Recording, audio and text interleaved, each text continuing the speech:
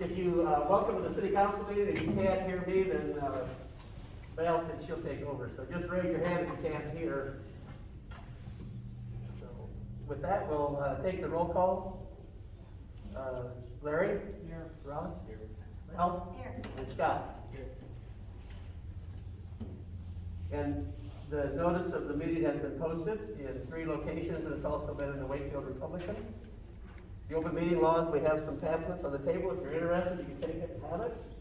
And they're also posted over by Sean. I'd like to have everyone rise for the pledge of allegiance. We got a flag.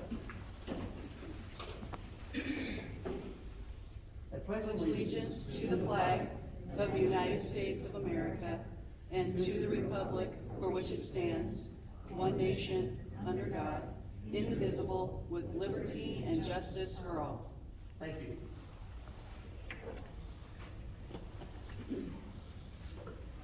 The next item is to approve the consent agenda.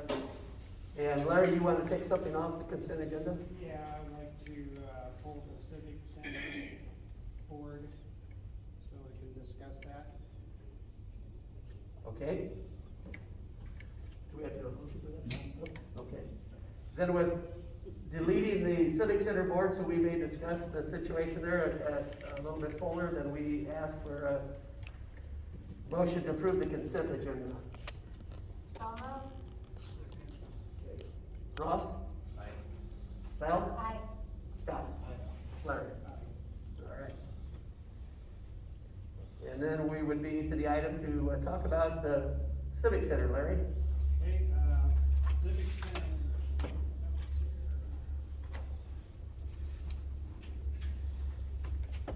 We recently had a meeting. The city staff attended our meeting, Pam, Nikki, and Chad. They gave us a presentation and information about our financial report, how to better understand that, so we appreciate that. Chad also discussed his possibility of vision for the senior center, or the civic center, how he would possibly like to maybe change some things or see how it can run. That was interesting, a lot of ideas and thoughts. Parking lot, we talked about that. Sales tax has pledged $150,000 for that project, right? Okay, Chad has researched that with asphalt and concrete. He's coming up with some bids. We, the board, just told him to go out and do some more research on that and get some opinions, concrete versus asphalt, and come back with us. So that's where we're at with the concrete. Also, and with Chad, he was kinda explaining one thing that was our alcohol license that's coming up in a couple months to renew. Some possibilities, you know, they're just possibilities, options out there, what we could do with an alcohol license for this facility. Right now, it's contracted through the county lines, and my understanding, you can do that, or you can get a license to bring your own in, or you can have your own license here. And we, the board, just said we need more information, better understanding what these options mean and what they can do for us. So it's just out there to think about. Also, we hired Krista Draper for our custodial duties. She's in the process of getting the paperwork done to fulfill that, so she can start.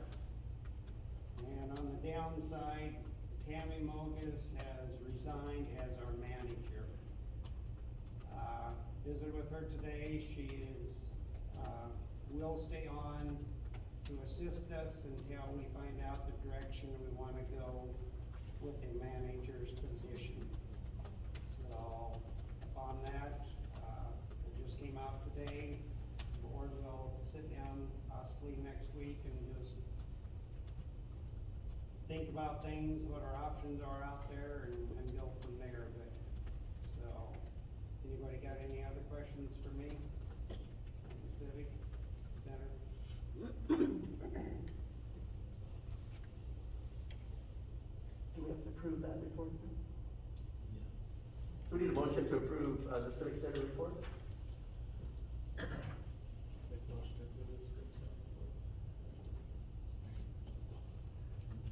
Val? Aye. Scott? Larry? Aye. Ross? Next is Mike Otis. Mike?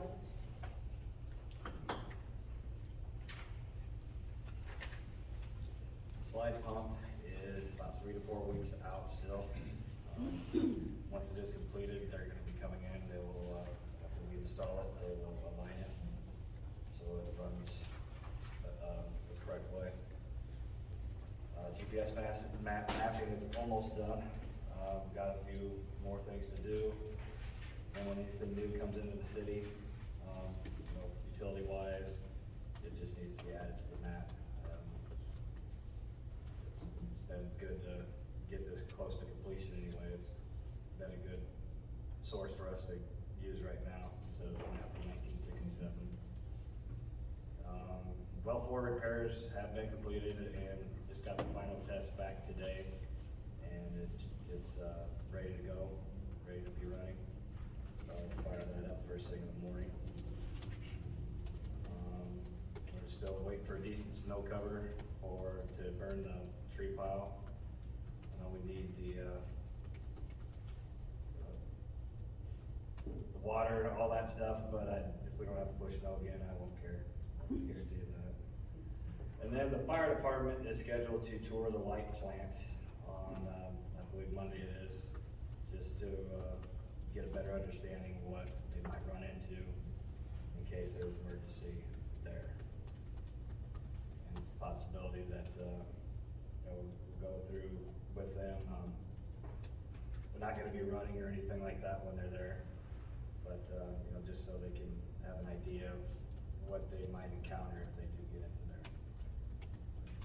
Any questions? No, but I wanna say, we had those people come in and look at all the sewer mains, right? The water, what they look at, the ones who did the videos. Oh, Johnsonville sewer mains, yes. Sewer mains.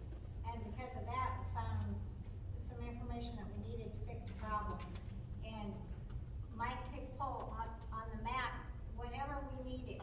So it's been worth our money. It's nice to have it someplace where we can get to it, and it tells us exactly what we have, and how we can go about fixing whatever problems we find. So I think a lot of times we don't know how, what we spent is being used, and that's being used well. That was worth every penny. It is, actually, I thought it was pretty cheap with what we've used it for so far, but yes. And Mike also, we had a streets and alley, committee meeting before this meeting, and Mike had gone through and taken pictures of things that he thought, needed to be tended to, and that made it a whole lot easier to make decisions for this year and for next year, and the one after, so, thanks. Any questions for Mike? Can you elaborate a little bit on that? I think we spent $15,000 and they did about a fourth of the city. Right. So Mike suggested we put that in next year's budget, try to get it in the budget. It would be $58,000 to do the 3/4 that are left. Yep. And Mike thinks that would be money well spent, but the 1/4 that they did, they also found some blockages, right? Yep. Can you elaborate on that a little bit? Well, we found 2 different spots in town where a water main is actually going through the sewer main, which isn't a good thing, for any reasons, there, so that's something that needs to be, checked out, repaired quickly. And then we, just to be able to find, sewer services, we know where those are, so I'll map those on our GPS map as well. If there's any cracks, if there's anything that needs to be repaired, some places that might have some roots growing through it, they've wrote everything down, very, very thorough, very impressive actually. And they gave me a thumb drive along with pictures and everything and videos of everything they did.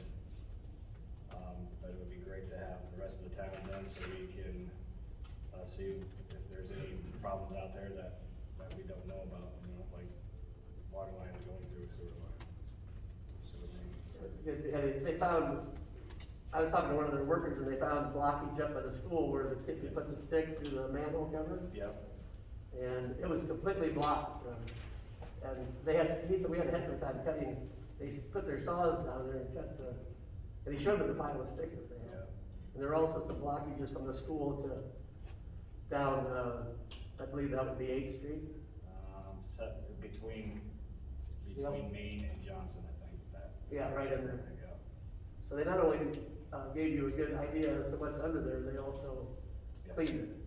Yeah, so we plugged those holes up there, the kids can't get. Yeah, and I heard that you plugged the holes, Yeah. so they can't put the sticks in there anymore. Thanks a lot, Mike, appreciate it. Thank you. And Jim was here tonight, he's our street commissioner, and we talked about streets and alleys.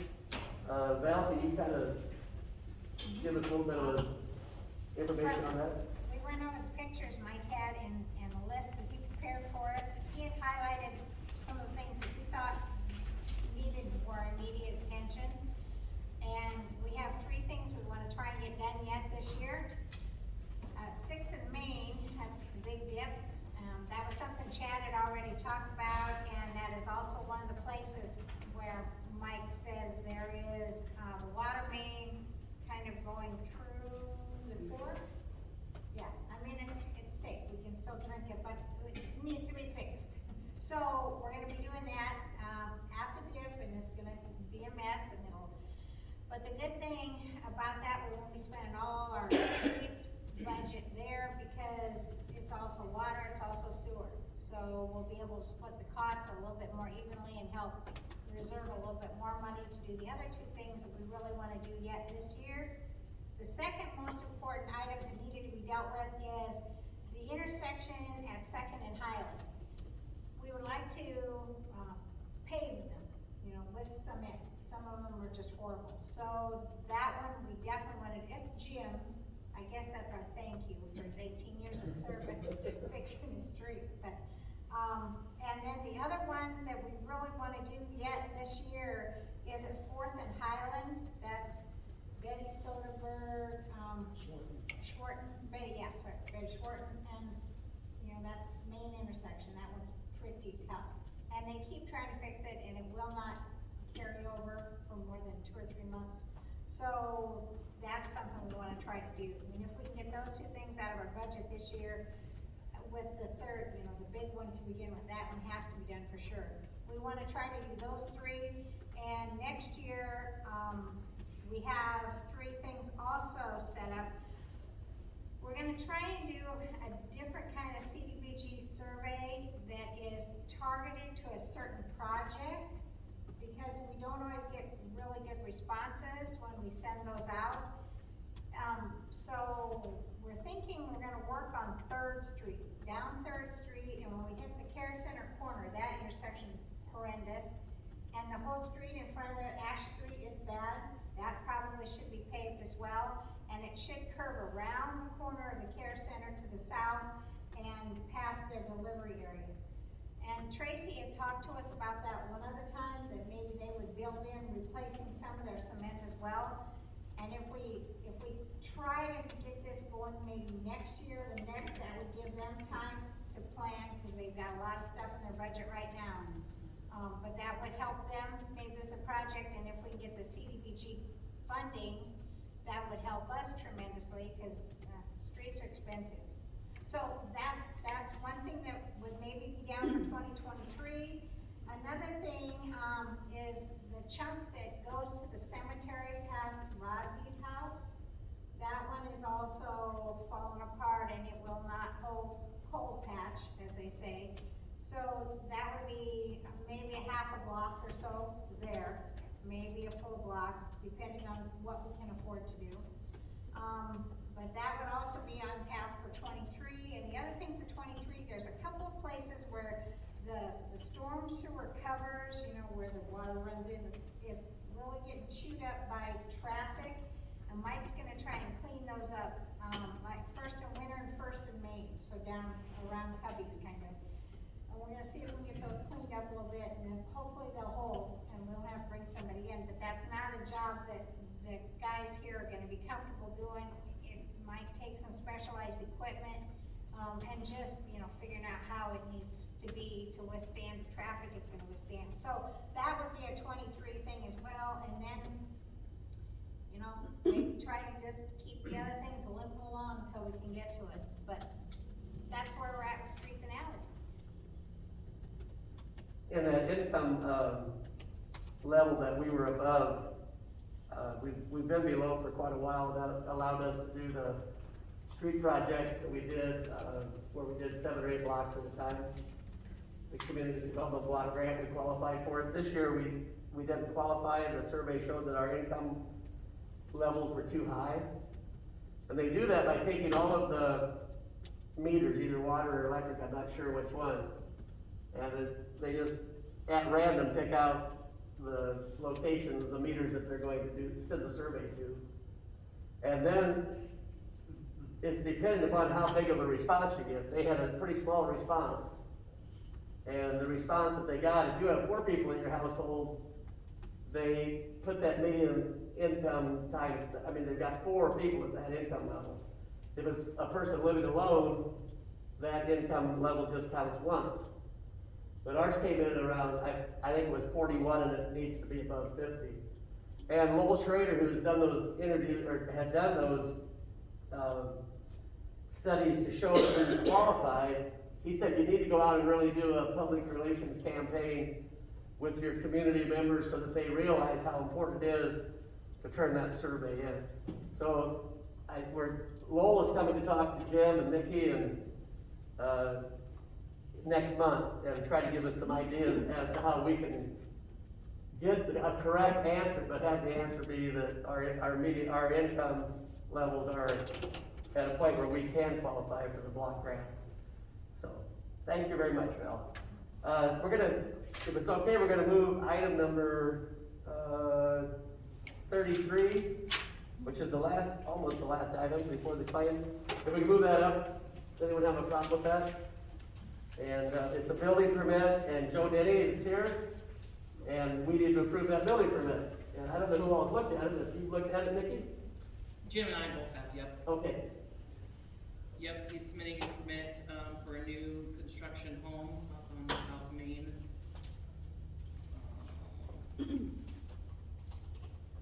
Square footage is 1584 square feet, 1,584 square feet. He's got plenty of property to meet all of his setbacks. He's got 2 lots up there, so he should have plenty of room. When looking at the building permit, they do have a proposed garage for future development, which is not included in this permit that we're approving. But we did find in the codes that, you know, he will have to provide off-street parking as part of this building permit. So he's gonna have to either put in his driveway that's going to go to the garage, or some type of off-street parking pad, and he is aware of that. We discussed that today, so.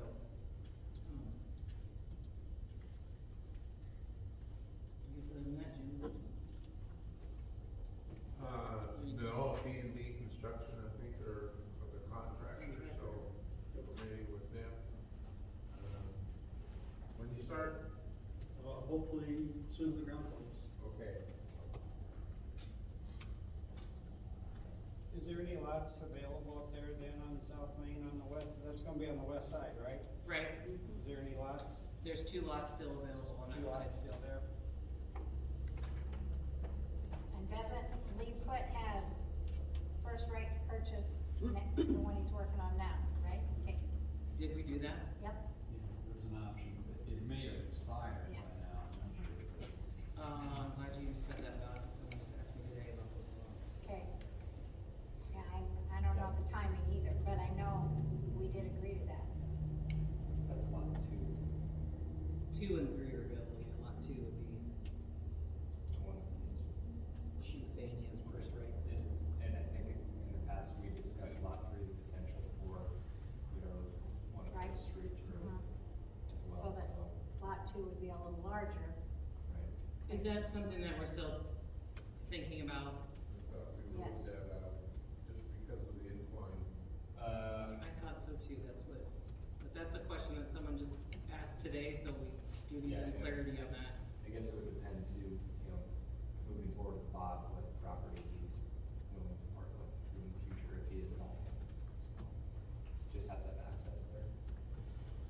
he was willing about 2 years ago, but we haven't talked to him, and he may have changed his mind, I'm not sure. We could visit with him again. Any other discussion as far as this building permit? Thanks for the discussion. Joe, you have anything? Well, no, we're excited to get moving forward. Well, we're excited, you're gonna move forward, you're gonna be in Wakefield, that's great. We need to vote on this, or take a motion to, I move we approve the building permit 1/2022. Second. Scott? Aye. Larry? Aye. Ross? Aye. And Beth? Aye. We'll look forward to that construction, Joe. Thanks. Thanks. Scheduled his first bill of the year, so, That'd be good. Thank you. thanks. Then we can go back to,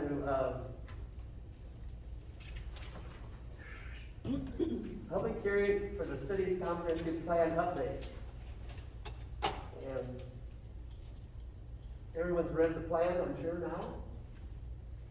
And this is the, we can approve it tonight, right? You gotta open a hearing again, Oh, we got to, oh, close it, and then take action. okay. Continue the public hearing for the city's, comprehensive plan update, so we just have to announce that. Just say it's open. It's open. Anyone would like to speak in the affirmative? Does anyone want to speak about changes they think should be made? Talking about us or the, Anyone, yeah, audience or you?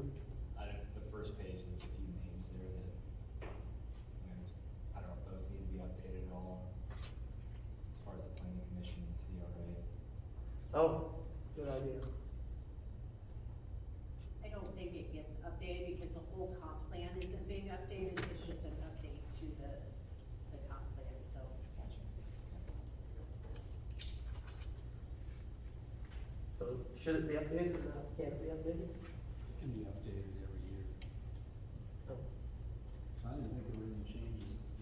Well, we did, What were you talking I about? was just looking at, they have the CRA, they got same Zach Conway still, Gerald Schrader and Karen Victor on the planning commission.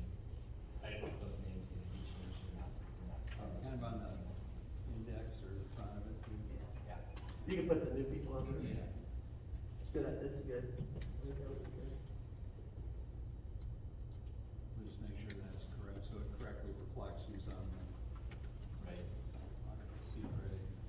Anything else? I had a question that I've asked Megan and Nikki's gonna check into it for me. At the end, the appendix that looks at one of the surveys that was done, it lists statistics regarding what people thought, and then it also has comments like, 6 responses given or 35 responses given, but it doesn't tell us what those responses were. So I've asked for, a list from Hannah Keelan that says what the heck those responses were. I mean, the numbers are great, but until you know what businesses they're interested in bringing to town, it doesn't do us a lot of good. And I'm sure it's somewhere, but it isn't attached to this, so I asked about that. Mhm. Anything else? Is there a motion to close the hearing? So moved. Thanks, Paul. Second. All right, Larry, Aye. Ross, Aye. Ralph, Aye. Scott. Resolution to adopt city's comprehensive plan update. What's the number? That's a great question.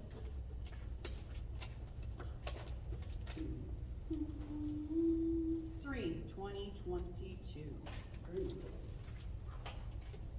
have it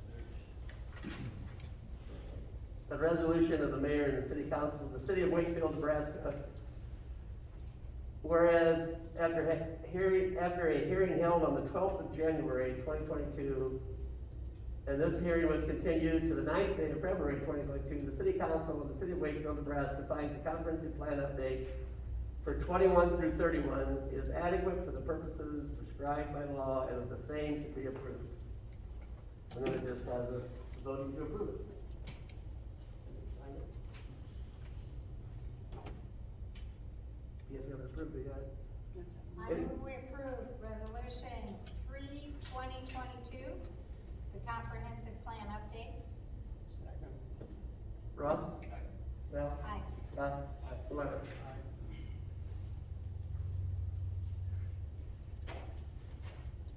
And, next item is the second reading of the ordinance 2022, short-term and vacation rentals amendment to zoning regulations.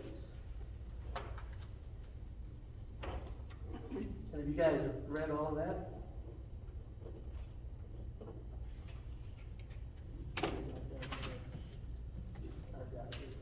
This is gonna be the second reading unless you waive, unless you wanna pass it. And we talked about possibly doing that. Do you wanna pass it tonight?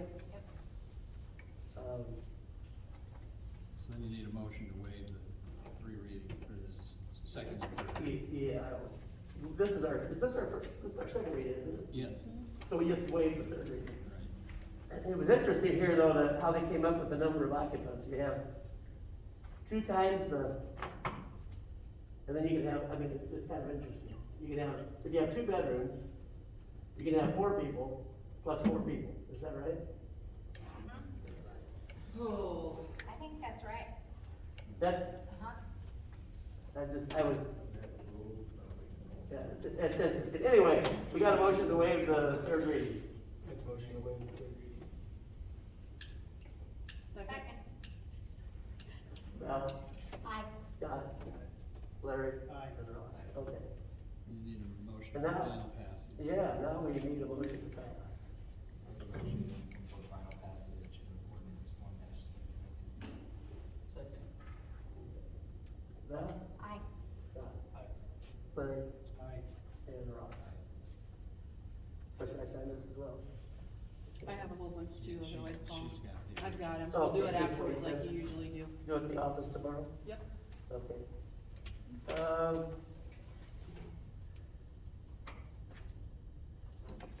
Next, we have the third and final reading of ordinance 11/2021 to annex miscellaneous parcels in the north addition. And these are parcels actually where our softball field is, some of the ball fields are there. Larry and Karen, and then Jody, and we move on down to Dan and Kelly Brown, and some parcels that Michael Stoops owns, is that correct? Is that the 5 parcels? And part of the levy, 6. And part of our levy, 6 parcels. And we've talked about that, so, and this is our third reading. Any discussion? And should I read that? This is the heading. An ordinance of the city of Wakefield, Nebraska to annex into the city limits certain miscellaneous tracts of land located in Dixon County, Nebraska, which are contiguous to the city limits, consisting of 31.83 acres, more or less. And then it gives the legal descriptions.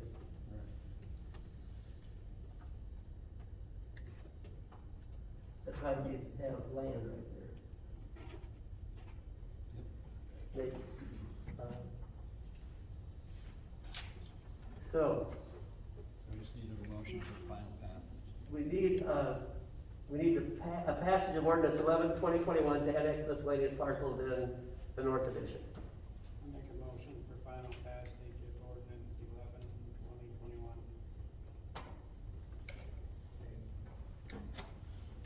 11/2021. Scott? Aye. Larry? Aye. Ross? And Val? Aye. Number 11 is to approve sales tax payment to Wakefield Progressive for Economic Development. And I believe that's $30,000 that, Yes. of the sales tax. I guess I got a few questions on that. Is this, year 4 that we contributed to that? Or is it 3? 3? We count the payments, it's been, how many payments, Pam? 3. 3, this is our, This is our 4th payment? this is the year 4. Okay, we throw 30 and then the CRA throws 30. Is there any other funding that comes from outsource for that? No? You'd have to ask I guess them that's a for question I would have for somebody. John's here. No? grants. As far, we get some funding from grants that she receives, but as far as the majority of the bulk of it, no, that's it from the city is the bulk of it. So you're operating on that $60,000? Correct. Who oversees the economic director, who is, There's a board of, 6 of us now. It was originally 2 people from CRA, 2 people from sales tax, and then we got a 5th on there just to get it even, but, currently it's myself, Gerald Moeller, Terry Baker, Gary Solomon, Ross, and, Matt Conley. okay, do you meet monthly? You do meet monthly? Try to, yeah. Do you go over expenses and pay bills?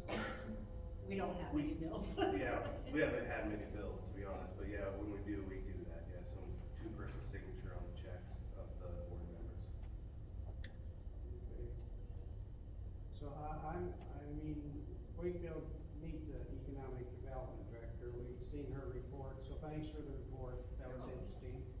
You know, and there's a lot of advantages having an economic development director, so thanks for your effort. It's just that, just have a few concerns about where it's all being spent. I will say everything from the city is pretty much going to wages and that of it. Yeah. It's pretty much 100% just operating, that sort of stuff. Anything we use for marketing, like for the markets or the Wakefield party, that is all through, like, is through grants, through our partnership with like Little Red Hen Theater, sponsorships, because we don't, I mean, we would be in the hole with, I mean, with all those extras, so. Do you guys sit down and do like a brainstorm session, like, we need to do this, this, and this? Like, kinda like we do with our streets and alleys. You know, this is something that has to be done soon. This is something we can look to the future, you know, you know, this looks like that's busy, but I'm just thinking about, you know, going forward with this. I guess, are there things that we're not doing that you want us to be doing? I mean, cause we talk all the time about like different businesses to recruit, you know, how to bring more people to the community, how to improve downtown, you know, that kind of stuff, but, I mean, if there's other things that you think we should be working on, then we would be, that's kind of why we've got Ross now, is to kind of help communicate, yeah. Yes, there are objectives, I guess, if that's what you're asking. Yeah. And do you have a monthly meeting then, John? Correct, yeah. And you meet here or in the, We, typically the meeting room right over there, meeting room B, I think. and does everybody help like on the projects, or who does? Depends on what it is, Paul. To be honest, a lot of them are partnerships with CRA, different groups, a lot of them are with community club, with Adam helps with a lot of that sort of stuff. Different board members have helped with different things, but like the CBA negotiation, that was a couple of the board members. But as far as the bulk of the work, it's Megan doing the majority of the work with all, everything up. Okay, any other discussion? We need to approve, the delivery of the $30,000 this, it comes from our sales tax funds. Does sales tax vote on that? Do they? Yes. Yes, they've already budgeted for it and everything. Make a motion to approve sales tax payment to Wakefield Progressive Economic Development for $30,000. Second. Larry. Aye. Ross. Aye. Scott. Okay. Nate's here tonight, from Olson, and he led a good discussion we had on 9th Street, and there were some changes that were made, and welcome, Nate. You wanna explain your project? Sure. Yeah, my name is Dave Wing with Olson, and I'm here to talk about the East 9th Street paving project. It's gonna connect Cottonwood Street to Birch, down in the southeast corner of town. We've got a new estimate, I think should have been in your council packets, that was updated after the meeting, the progress meeting we had, last week, I believe. And, with council approval, we'd like to get the project, advertised for bid. What was the bid? What was the estimated? Lots for that. The original was 600,000, but we had an increase because I think it was Jim, and thought it should be 8 inches instead of 6 inches of concrete, because we could have some heavy traffic, and we have a lot of traffic from the apartment. And is that right, Mel? Yeah, And Chad Chad agreed. concurred, Yeah. and so that's one of the changes, plus the prices are probably rising on a monthly basis. Yeah, and it's difficult to put an accurate estimate together at this point. We're basing our numbers off projects that were bid last year or last summer. This is the first one we've done of the season, so it's a true estimate at this point. We're not real sure how it's gonna come in, but we did the best we could, so. So what was the final number? The range, we're guessing it'll be between 600 and 650,000, somewhere in that range. Or, I'm sorry, the estimate was a little bit more than that. It might creep up and closer to 700,000. We'll see. That's storm sewer, sanitary sewer too? And water main, looping the water main up north. And the city pays for everything underneath, and then the property owners, if we go ahead with our paving district, they would pay for the footings that they have that, is on the street, and they have 10 years to pay that, property taxes, or the paving taxes. It's a special assessment paving tax. And it does incur interest for them, so the payments would go up a little bit probably if the interest rates would rise. And so and that's kind of what we're planning doing, is to have a paving district, and then we have votes, and each property owner has votes. So we need, first of all, and it was a pretty good meeting. I think we had a lot of input from everybody that was there, and Nate and Matt did a good job of explaining things, and We're trying to look ahead, down the road for what will come next, so that we're prepared and don't have to change things later. right, we added a little bit to it, and we didn't put any intersections in the bid, or did we? We talked about those intersections that need help in the rest of other parts Oh, of no, town. no. Around not- town, no. Not the additional ones. Okay. So this, what you see in your packet, and we did have a good conversation. Jim was there, Nick got there for the last half hour, and Chad was there as well, so. And Mike was there, Mogi was there. And Mike Bogus was there the whole time, yeah. So we really had a good discussion. I think it's admirable that everyone came to that meeting. I'd like to compliment staff and Val for the good job that they did. Ross, were you gonna ask? I was just gonna say, I don't have any info on that. Yeah, I didn't have any info, so there's nothing. Oh, you didn't get it? Nope. This project. Oh, we all had a lot of info. Yeah, I don't have it with me. we got an updated amount, I'm sure, Yeah, I have an updated estimate here. I can Yeah. pass around. That's okay. Just didn't get it Yeah. to maybe, Person getting the if you packets don't mind, ready. could you send it, maybe, and Pam will shoot it back to us again? Cause I didn't print that one, I know I looked at it, but I don't think I printed it, and now I don't know where it is. Probably gone on my phone.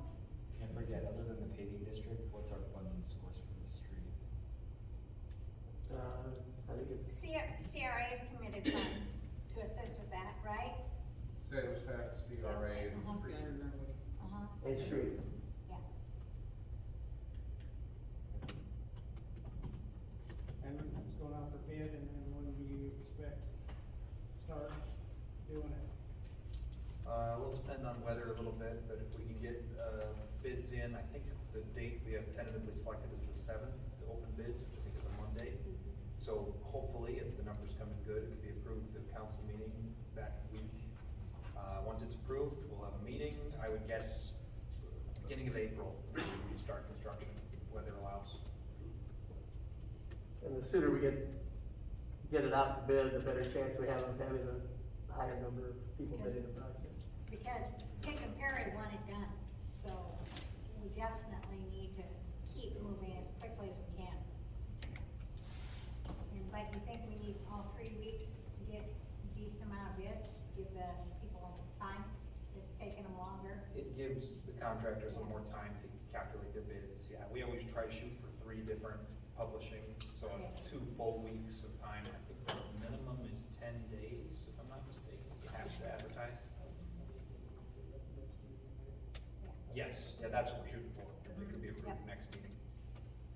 So if we approve this tonight, then they would get to work on it and get it out to bid, right? Yep, I think the first advertising date is the 17th, and then each week after that, leading up to the bid on the 7th. Then when the bids come in, they have sealed envelopes, and who collects those, Jim? Do they go to you or They'll go to the clerk. to Pam? You'll get them? Yes, I will. And then they have the bid opening, which is always kind of interesting because a number of those contractors come in there middle of the day during their contractor close and everything else, and it's pretty interesting the way it, and that there's a lot of discrepancy in every one that we've ever had as far as from the highest to the lowest, based on how much they need to work. So that's what we're asking you to approve, is that, getting that out to bid. I make a motion to approve Olson's to bid on the street paving project. Second. All right, I'm getting mixed up where I'm at, Scott. I think I call on you every time. Larry, Ross, and Val. Aye. And then, the next thing is to pass the ordinance to create the paving district. Thank you very much. You're welcome. Can we do that now? Okay, here's the, got the ordinance prepared. This is the description. Okay. I think we have to publish this ordinance after it's passed, so, because there's an opportunity for the landowners to object. Yes. But we can, so what do we do tonight with this? You can waive the 3 readings. Or you can have 3 readings, What's whatever. that? Or they can do 3 readings, whatever they choose. Leave the second one probably. This is the initial reading. Right. And then next month we'll do possibly waive the third and do the second, kind of expedite things a little bit. If we do the first reading, you can still publish it. So it would be published, and then that would be the notice, kind of, because people can object to it. So, Okay, paving district for everyone is, every street in Wayne County, the initial streets in Wayne County that are paved were paved with the paving district. And so you paid for your footage, like our lot on Main Street, actually there was an easement for a waterway, there was a huge ditch in there between Bruce Lundahl's and our house, Bruce and Deb's. And so it wasn't, you couldn't build a house on it, so we bought 2 lots. Well, when you buy 2 lots, you've got twice as much frontage, and so your paving taxes are gonna be twice as high. But they do just base it on your frontage to that street. The intersections are paid for by the city. Curbs and gutters, Jim, is that in the paving district on this one? If we choose to, that's a choice we make. Yes, when it comes time to do the assessment, then you can decide how much of the cost you're gonna assess and how Put much. it in to take it out. Yes. I see. And if we take it out, then the city pays for it? Okay. And I was involved with the paving project when I was, in high school, because the new school was built in 1966. And, or the school was opened in the fall of 66. And we got to graduate on the stage of the new school, otherwise we never got in the building, except on graduation day. And it was supposed to be done, before the school year started, of course, so it ran late. But that paving district runs from the highway to the school. And people knew how everyone was going to vote, and my dad ended up, everybody else already told him how they voted, he was the deciding vote. And it was during school redistricting, when a lot of the rural schools were closed. There was a lot of people upset with that process of the redistricting and closing the country schools. But I remember my dad, they came in to see what his vote was, and there were people that were upset because he voted in favor of it, and he lost some business over the deal. But his thoughts, he told them, he said, they built a new school, they need a street to the school. So when you help with the paving district, you are actually helping your community. And like I said, most of the streets in Wayne County were paid for through a paving district. So ordinance, and I'll read the ordinance. Ordinance number 2, 2022, an ordinance of the city of Wakefield, Nebraska, creating a street improvement district number 22-01 in the city of Wakefield, ordering the construction of street improvements therein, and ordering the publication of the ordinance as provided by law. Be it ordained by the mayor and the council of the city of Wakefield, and then it gives all the legalities. So that's the first reading. Thanks, Lee.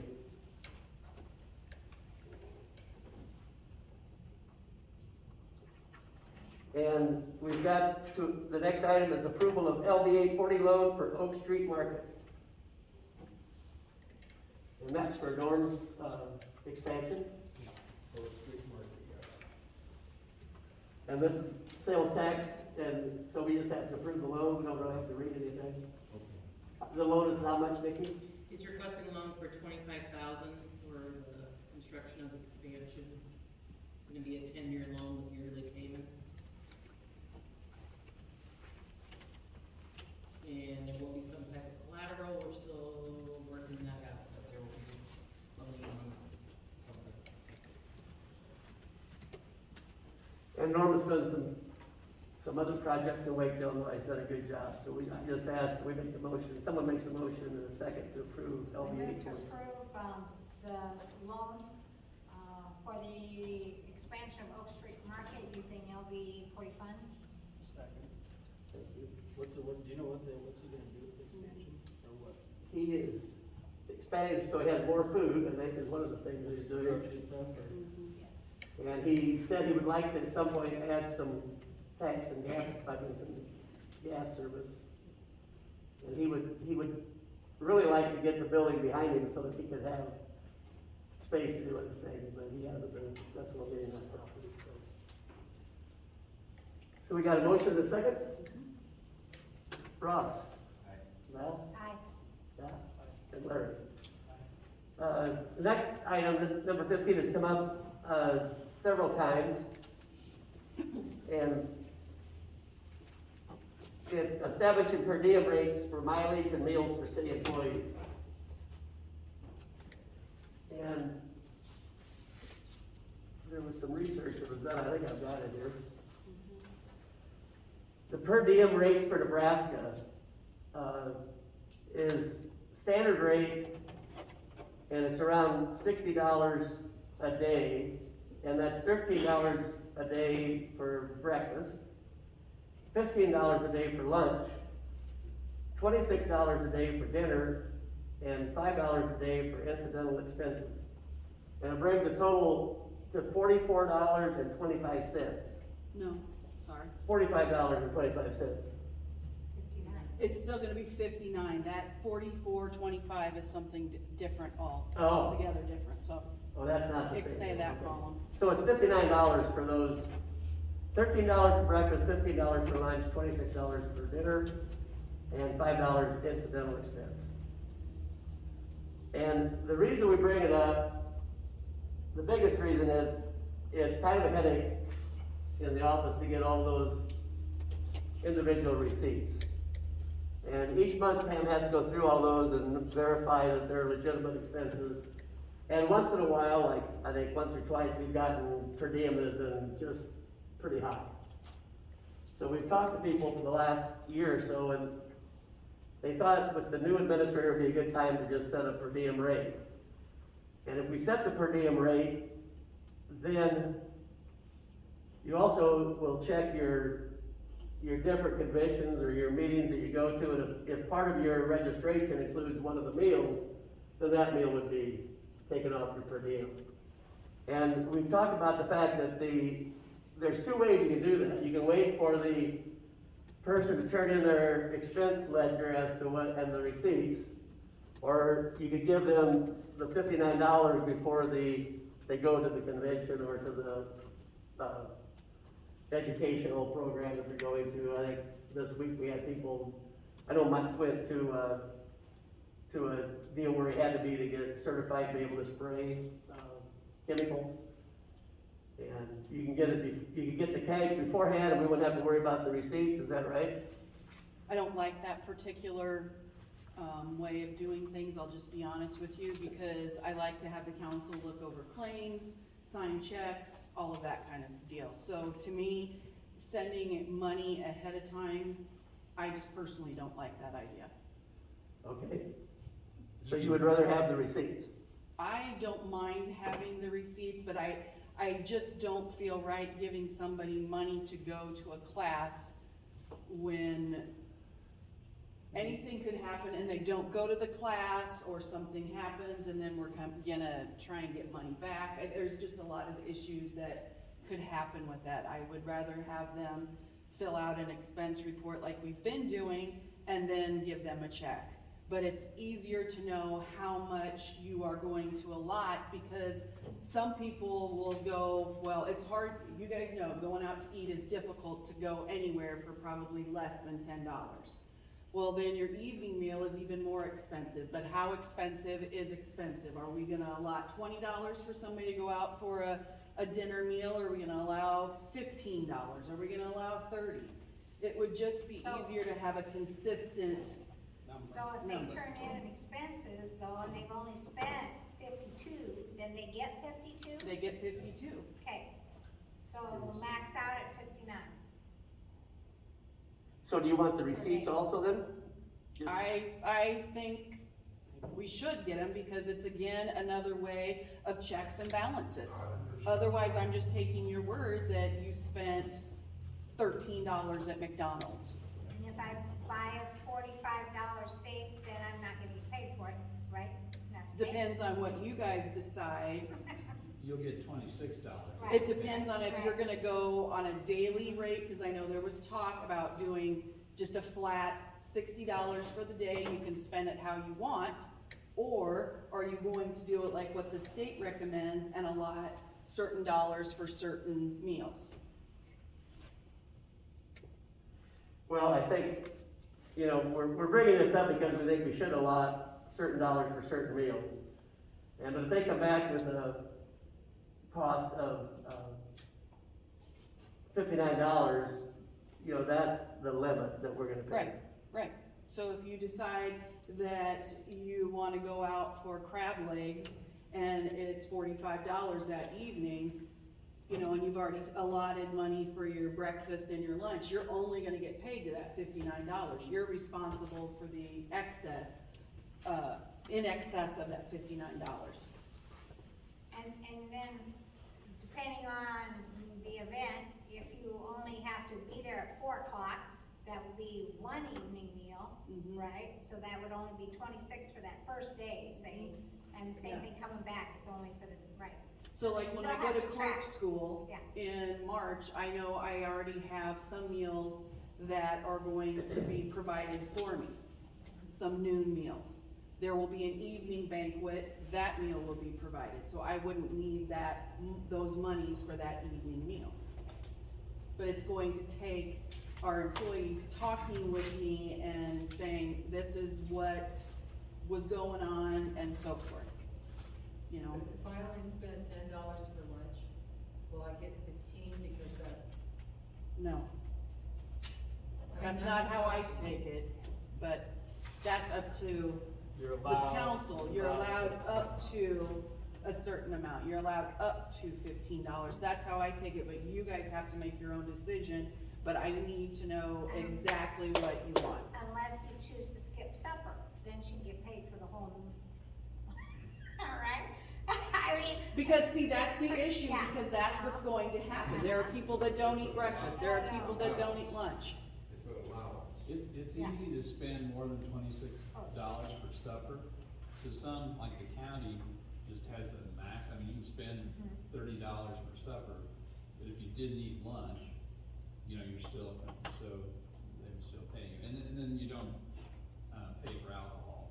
Right. Often at the evening meal, you'll have alcohol in your receipt, so you don't pay for that. Okay. And this is something that we need to have in our handbook, because it's not right now, other than Right. we don't pay for alcohol and you have to bring receipts. So I think now is a great time, because we will be having more training.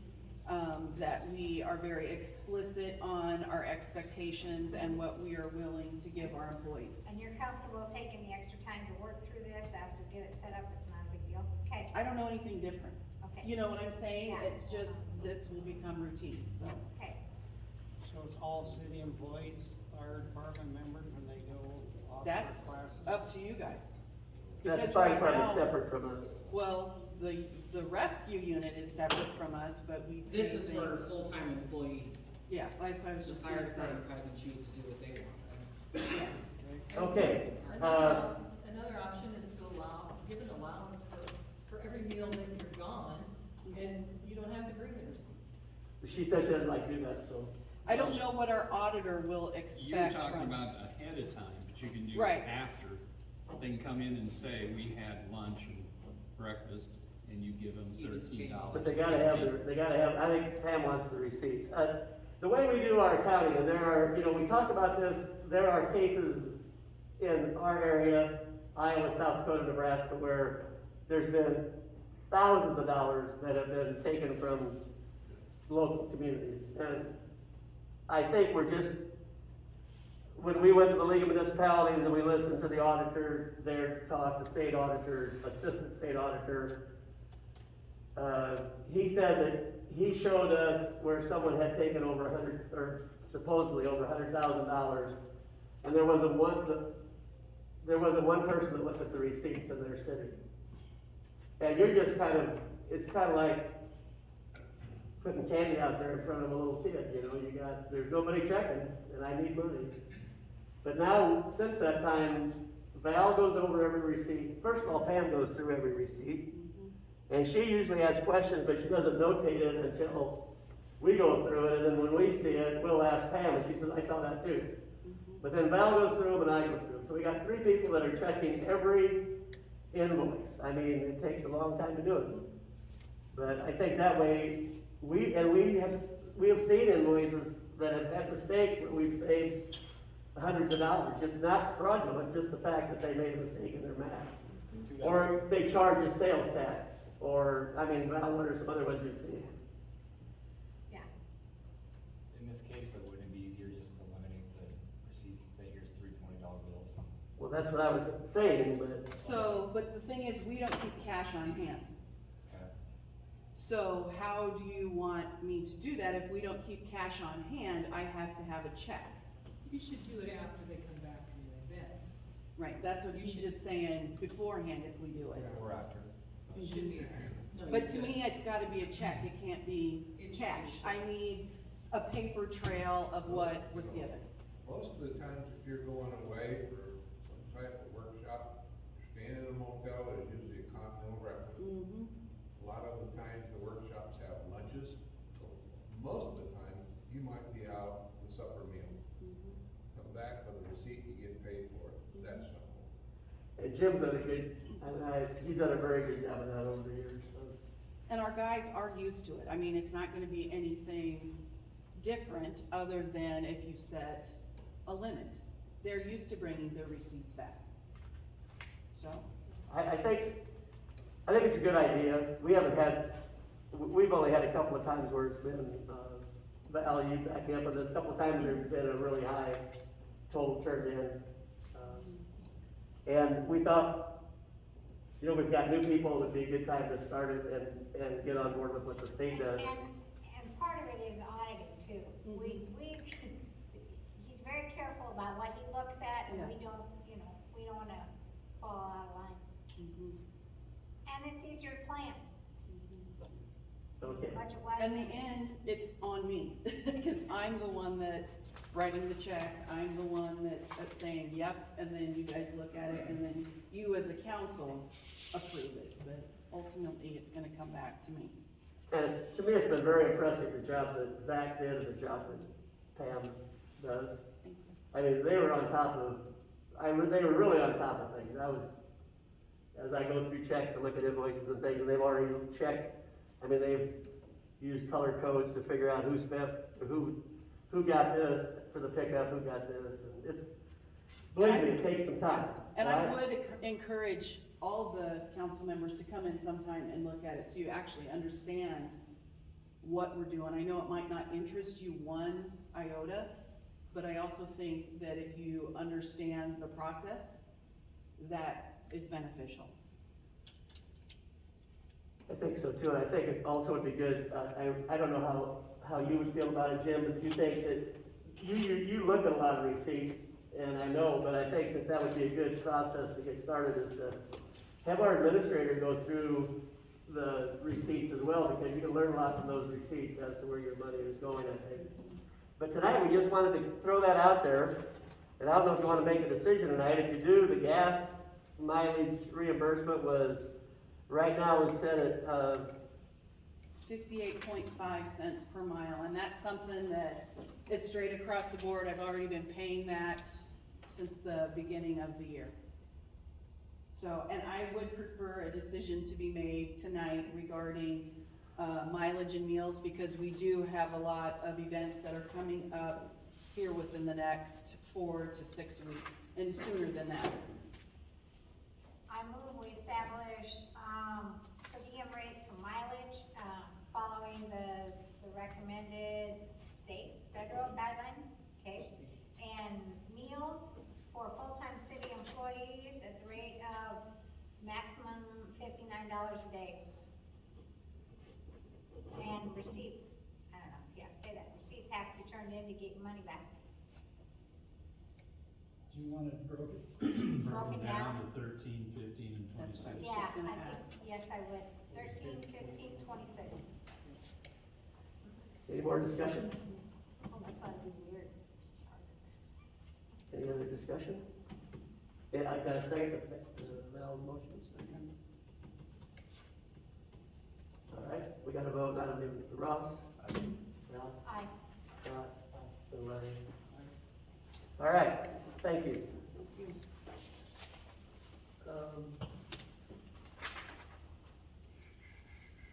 Action on the Wakefield party at Graves Park.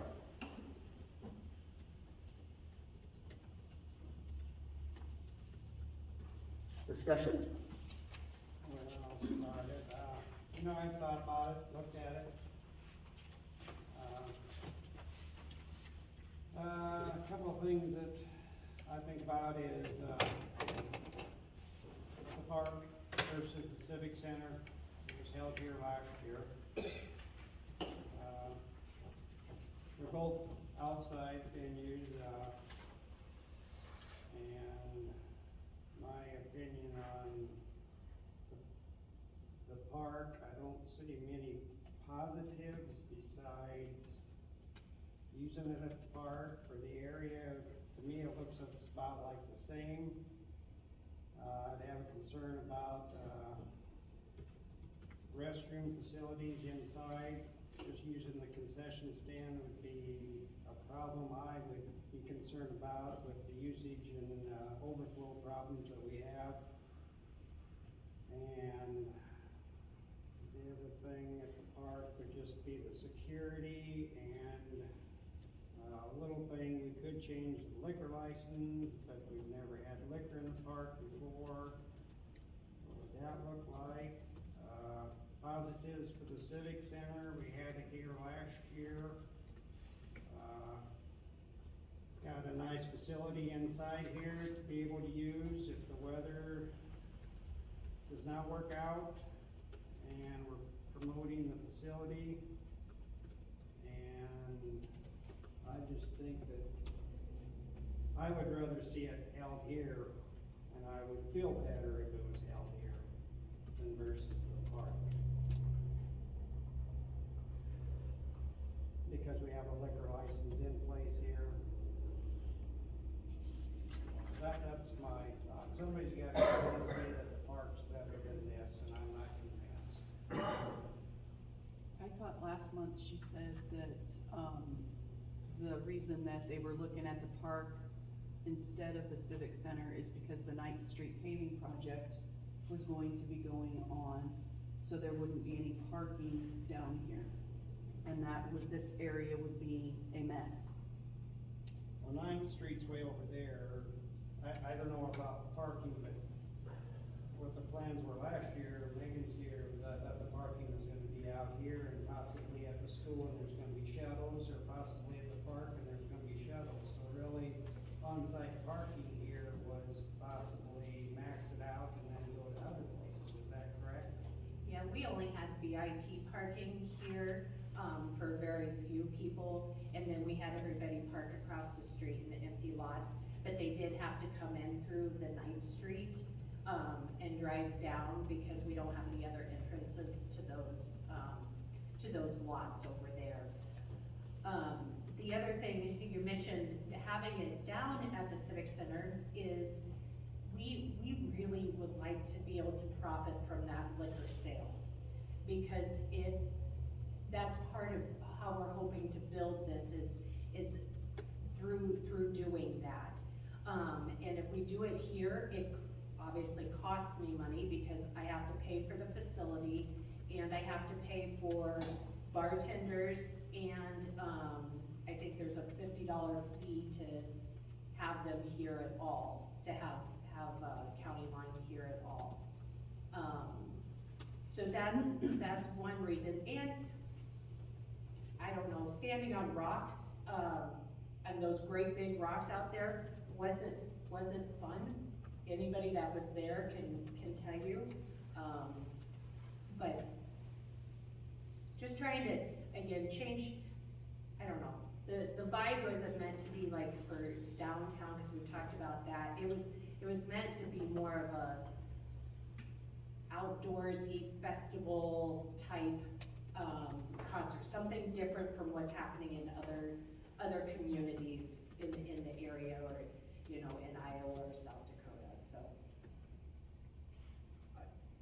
I'll say ideally we'll want to try to do it out there in the actual lot, but there's gonna be a ton of construction and stuff going on out there again this year, so looking for other green spaces, I guess, to do it.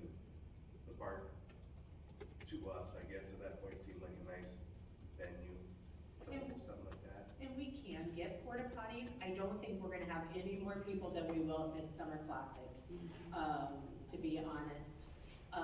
But I did call and we can get porta potties. Obviously, that's an additional expense, but that's part of it.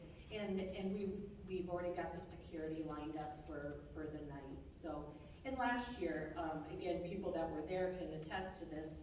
We had Wayne County Sheriff's Department, Dixon County Sheriff's Department, and the Nebraska State Troopers all sitting and driving around the outside, just as a caution, a precautionary measure, and we appreciated that, just to make sure that, in case there's something happened that the security guards couldn't handle, was taken care of. So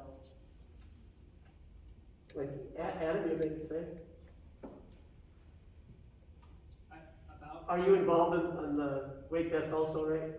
Or not? Or Wakefest, yes, but I think you're talking about the Wakefield party, sorry. Oh, the Wakefield part, not the same thing as Wakefest. Yeah, Oh, no, okay. no, I think it's a great event for the community to have.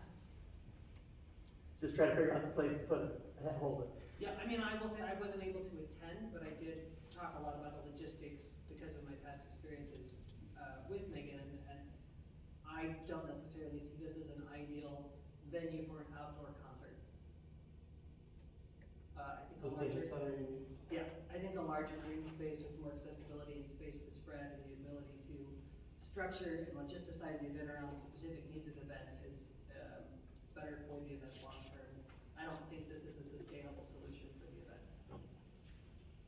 in my opinion. You're saying from a fundraising standpoint, maybe you probably take a big hit if you had it here versus the park. we did last year. Instead of making any money off of the alcohol sales, I paid, for that. So, that definitely makes a difference. With these types of events, the ticket sales do not produce income, they really only cover your cost for the artists and the logistics. So anybody who presents these kind of events, the only way they make money to keep the event moving forward is off of vendor purchases such as alcohol. We talked about that about the Wakefest itself, that's where you make money. When you go see any concert at a venue, the only way they can make money is because they own the concessions. So does Wakefield Progressive, are they part of the sponsoring group then? We are the sponsor. Okay, so anything else, John? No, unless you have Okay, we got other discussion here? Liquor license, you guys, Wakefield Progressive would apply for a, special event liquor license, check. if And the then you parking, guys have to cover the cost of all security and all that. We would have to cover the cost here too for security. And we paid for that last year also.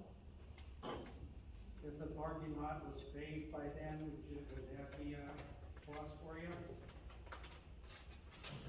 It'll be more of a concrete setting than a outdoor venue kind of feel that, you know, that's a, You kind of want people to be able to come, you know, if we're gonna have music starting at 5:36, that if they wanna throw a blanket down, they can throw a blanket down. If, you know, that, if you've ever been to like Saturday in the Park in Sioux City, again, it's, or, in Norfolk, and, I know that's a way bigger,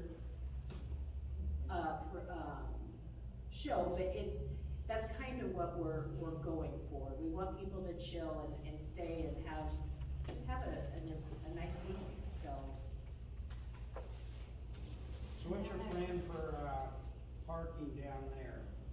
So you can see on the diagram, there is some parking that will be available to the south of where the stage will be.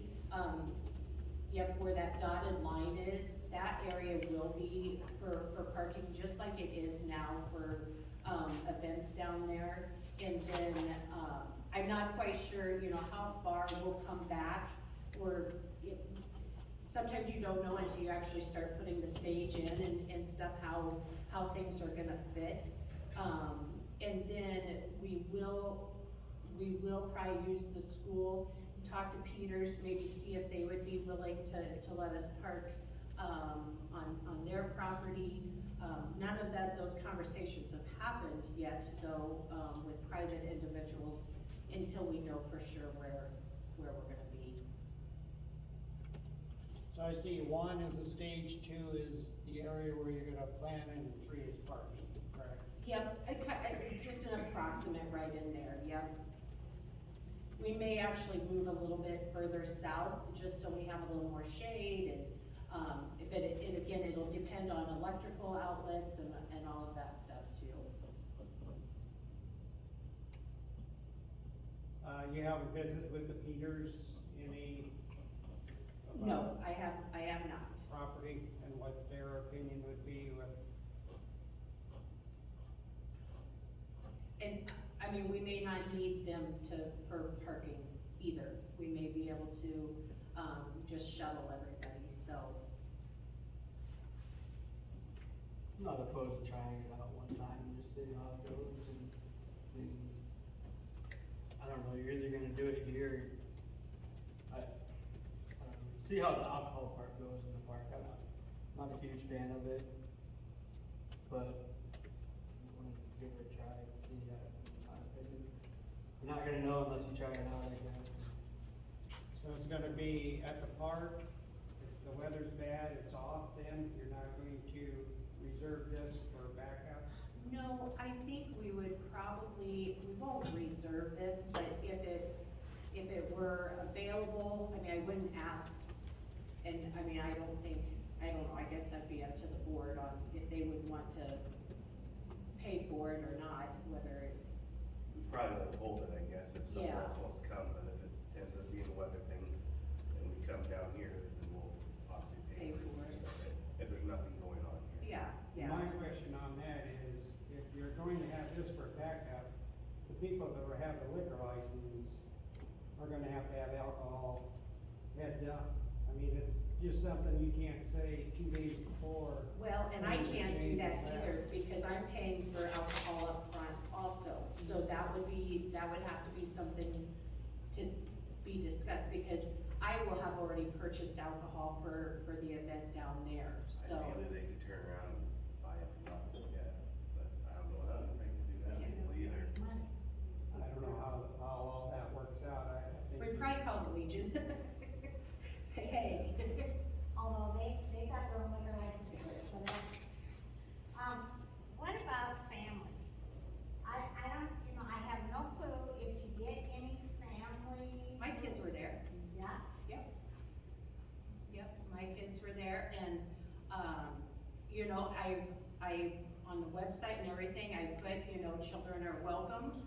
but this is an evening show, it's, you know, it's really up to parents. It is different from like Wakefest, where we are really trying to, you know, do a family setting. This is a night out, this is, I mean. So it's not any different than any other concert? No. It's not different than me taking Reagan to see Kiss last year? No, or, I mean, we just went You know. to a concert in Lincoln and took our kids down, Yeah. so.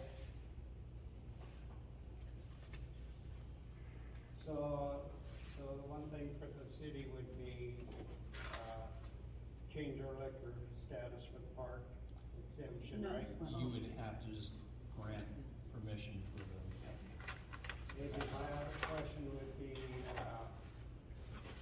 the park, you know, how long is this gonna go on in that neighborhood down there? Is everybody gonna be out of there by 12 o'clock, or? Yes, last year we didn't have a problem getting everybody out of here by midnight.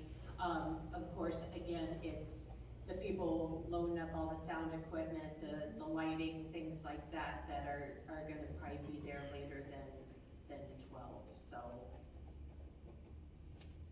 Cause that would be a concern, you know, that when it ends is, because I see people parking in the neighborhoods, you know, if the park gets full, you know, walking through the neighborhoods, you know, that might be a concern.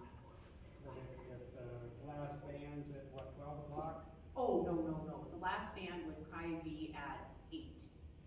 So they play for a couple hours, yeah, I mean, maybe 9 would be the very latest, but yeah, no, it would just be the stragglers hanging around, getting autographs, taking pictures, that kind of stuff, that would be, I mean, the music would be done before midnight.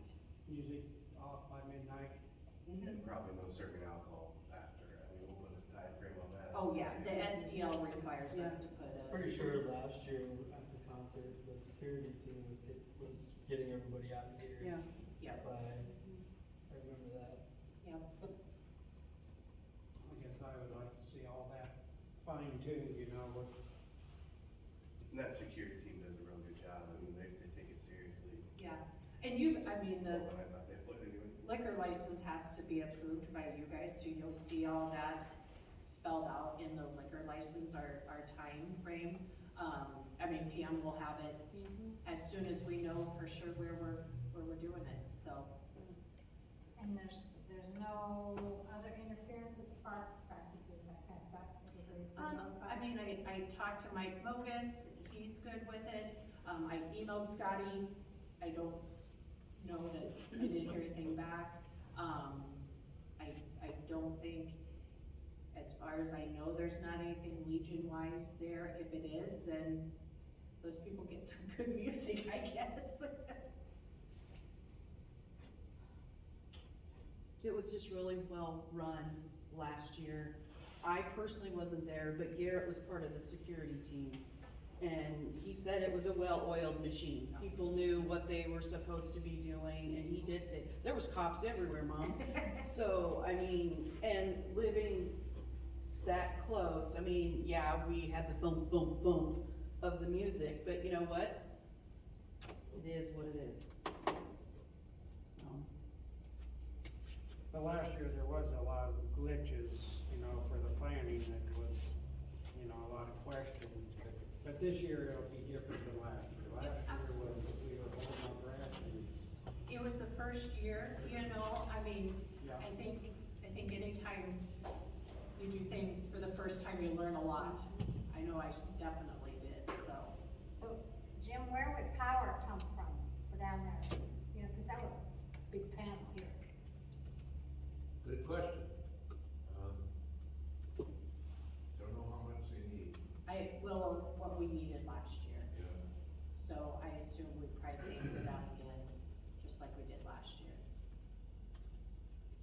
I don't have a clue where. Jim rigged it up for us, yep. Had the electrical inspector take a look. Yeah, and I don't, you know, here it was handy, but I don't know what there is down there. By that time, Jim won't be Yeah. employed with us, so are you willing to give him some sort of stipend for his services? Oh, absolutely, I wouldn't expect him to do it for free unless that's what he wanted to do. Have you heard, has anybody heard anything about, the talk of the town, the neighborhood down there, what they're thinking, any of the residents around that vicinity, like the Peters? Has anybody visited with them? There's commotion down there all the time, That's what I was just sometime with baseball games. Yeah, I understand I wouldn't that. think, article with it. I wouldn't think it would be any different Concern. Jamie and Nick are pretty excited about it. They live in, Dawn and Bob's, house, and they're pretty excited, because they said, well, we can just sit here in the grass at home and watch it, and they got that little patch right there, so. And I agree, I mean, I'm not sure how far out to go, but I mean, I think putting it in, even if we throw it into the, city bill, just saying, hey, this is happening, cause I, like I said, I think people all around could probably hear it.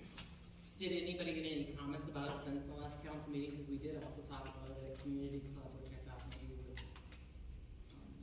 generate some conversation when we printed it in the paper with minutes. That's why I thought that maybe somebody has heard, positives, negatives, why are you doing that, or let's do it, sounds great. Nobody from you, Paul? I thought maybe they would talk to you after community club or something. Have you heard any discussion, anybody? So are you thinking then you'll take gate, money like at the regular gates? Mhm. Cause, no, No. not till here? Not, So that's because, free and clear the rest of the park, eh? well, no, because we will have security. Yeah. So, I mean, obviously, if people are there with their families, swinging, whatever, that's different, but we're gonna keep traffic moving through there, we're gonna keep, the looky-loos from sitting there, because that was one problem here, we had Dollar General parking lot was full. So, and you're gonna have some of that regardless of where you do it, but. Yeah, the best grass is on the ball field, that's where I'd be. You put a Cares blanket, whether you see or not, I just wanna be in A the big grass. ass. you put a blanket out there, you can see that. If you put the band behind, park it behind the outfield fence there by the. On that deck. That'd be a pretty cool picture, everybody dancing on the ball field. You can sit on the deck. The best place for the band from a person who does outdoor concerts is actually on the ball field. Yeah, oh yeah. Right on the picture. On the diamond. Yeah, Love Letters that was really good down there, we had shade and they did a good, Yeah. both the performers, Adam and, can't think of everybody's name, but they were good. You'd like to use it for things. The only thing that I have is the alcohol, because, I mean, you're gonna be setting a precedent, and you're gonna have some people that are gonna be upset with it. And Well, that's upset with us, I know it's times have changed a lot, but and then, I think we have to realize that when you set a precedent, even though you say you're only gonna do it for that one event, then you get people that, like when they had the Explorers out to play, they had a beer garden idea, and we voted it down after the ministerium got a hold of it and contacted all of us, and we were really upset. That's been 20 years ago. I don't know. When do you really need to know? Can we have another month? Oh, gosh, no. I gotta get advertising out and, I got to get the SDL done so that I know if I need to start lining up liquor and getting the power stuff figured out, get porta potties lined up. I mean, I really can't wait until March to do this. We don't, I'll back that up, you just don't want us to get in the rush situation again, because that's when, obviously, the little things happen. But with that being said, we can potentially wait a month, but we're at a sitting point right now where we can't do anything until we know the venue, and so it'd be nice to know. Megan knows more about than me, she's not at all, so. So the bands are done playing at 8 o'clock? No. 9 o'clock? Start. That's the last band start time. This should probably be done by 10, 11.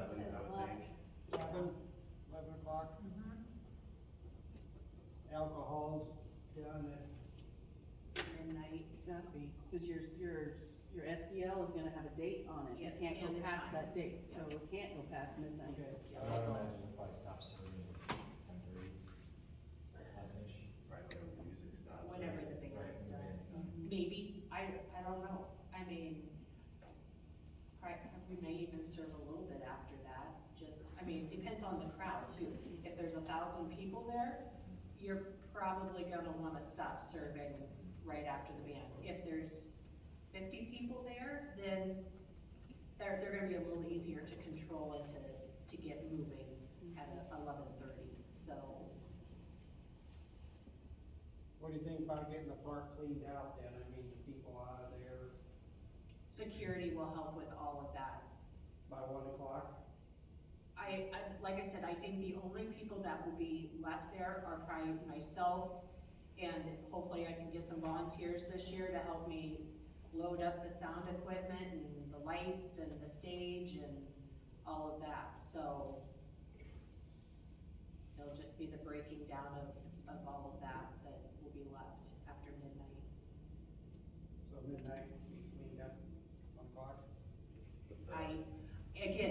Last year it was my mom and I and one guy here cleaning up, so I didn't get home till 3:30 in the morning, but hopefully this year we'll have some more volunteers to help us, and And the stage may sit there too, Larry, overnight, and Oh, then yeah, just get. yeah, I understand that, you know, the equipment can stay there, it's just to get people out of the park Yeah, and quiet it down. yeah, I mean, like I said, the majority of the people will be gone. It will be a handful that is left. Just like after we get done with games and stuff there, it's all us runts Yeah. cleaning up. Oh, we had all-night baseball down there, 24-hour baseball, remember that? Yep. Park was loud all night. Yeah, But there wasn't any alcohol. that you think you know Yeah, of. that's what I'm saying. The park's been. So do we need to- 24 hours before. Need a motion. So, I'll make a motion. to Okay, approve wait this. till I get to that page, So approved. sorry. Okay, So you've counted Approve that, using the You've park got- as the Wakefield party. and to allow. And to allow. And I would just say too, as far as setting a precedent, I mean, if this doesn't go well, we don't do it again. You know, I mean, give it a try. And if it doesn't go well, there's your reason. I mean, you don't have to grant access to serving alcohol. So, So you have a motion? to We use the got one, park we got a motion. and allow alcohol. I got a motion. Second. Ross? Aye. No. I'm having a hard time with this one. I really was dead set against it, but I'll say aye. Can't believe I'm doing that. Yeah. Larry? You already said it. Yeah, I'm having a hard time too. Just think, it's no different really than us having Wakefest on Main Street. I think we gotta give it a shot and see how it goes, but we will be watching it very closely because we're very concerned. I know I am. Come on down. I was say tickets are on sale. Tickets on sale, $20. I wanted to go, but I am concerned, but we're gonna give benefit of the doubt. It's gonna be a fun night. Thank you. And we just want a well thought out plan.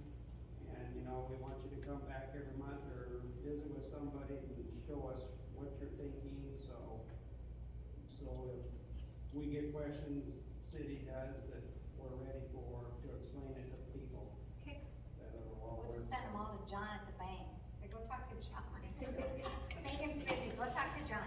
So would you like Megan to come back then next month with an update? Yes. Yep, an we can update, do that. like, yeah. So I will vote yes, but thank Thank you, you. have fun, and let's have a fun night, but let's work together. But passing unanimously, I'd just like to say a couple of things. You know, when I graduated in 1966, my wife attended the Covenant Church, I attended Salem. I would remember saying that. But at the Covenant Church, they preached they had sermons against dancing. You know, if I go back from 66, as far as we are away from that today, and go back in the direction, it would be 1910. So things have changed, I understand that. Our minister, Janelle's minister, Pastor Jansen, would not walk in front of a liquor establishment. When he went by the pool hall, he would go on the other side of the street. And then when he got up to where the lounge bar and grill was, he would cross Main Street and go on the other side. And he never walked in front of a liquor store. So times have changed, but what I fear is if someone makes a spectacle of themselves, or if someone gets arrested down there, I think that it's gonna come back to us as a council. And I just am afraid that if we do it once, how are we gonna tell the next people that want to do something in the park with alcohol, you can't do it? I understand what you're trying to do, hopefully it'll be a good event. But they've had crusades in the park, they've had, religious revivals, they have their church service in the park. To my knowledge, we've never allowed alcohol in the park. Has there been alcohol in the park at times? I'm sure it has. I picked up beer cans and beer bottles and things, but never on the scale. I hope it goes well. But, I would just say I'm not upset with anyone, but I'm just really concerned about setting that precedent in the park that's been there for 140 some years and we've never allowed alcohol before, so. All right, next item is Wakefield Fest updates. Adam, you were gonna speak and you spoke enough? Not yet, we're on the other We're one. on Main Street. Approved Main Street closings. Okay, that's not a problem, I don't think. Really got a problem with that? No, for the market. For the market. Wakefield Market, 5/5, 7/21, 9/22. Yep. Those went well last year. Does anyone have a problem? We need a motion to pass that. So moved. Ross? Val? Aye. Scott? Blair? Aye. Okay, Adam, you're up now, I think. Awesome, so, just some updates on Wakefest. We are in the midst of planning and we're asking for street closures again, just to put that in front of you guys. We had a really successful event last year. We had an estimated attendance of 600 to 700. We know we had almost 500 barbecue tickets sold, as well as an additional unique 178 activity bracelets sold. So those are unique individuals we can count because they were paid tickets, as well as then the people who attended the unpaid portions of the events. We have our bands lined up. We're pretty much repeating the event, except we're trying to improve some of the logistics. We got a great response last year, so we're looking at spending some more money because we do budget the event to actually lose money because of the amount of funds we have in celebration account in these building years. So this year we are looking at adding 3 bands. We've already got that lined up with our headliner who's interested, who's Tara Vaughn, who's coming in. We have a contract date signed for her, as well as then 3 local bands within their region. The event won't go any later, we would just start music earlier. The biggest changes we're looking at doing to the event is we're increasing security because we expect larger attendance this year, so we'll double that. Some of the logistics will change into having 2 entrances for the event. But what we're really looking for is still closing down Main Street, basically from First all the way down to the post office, as well as the side streets off of 2nd and 3rd, starting in the morning for all those activities that begin in the day. And then later that evening, those will be gated off for the paid portion of the event, which is the barbecue and the music playing, which we do usually have several SDLs for that we work with the local bars to have their own SDLs for that event. And that's kind of the gist of the event. No big changes from what we did last year, other than just improving upon the things that we can do better. What's the date, Adam? August, I put down the 27th, but It's the 20th. Sorry, typo.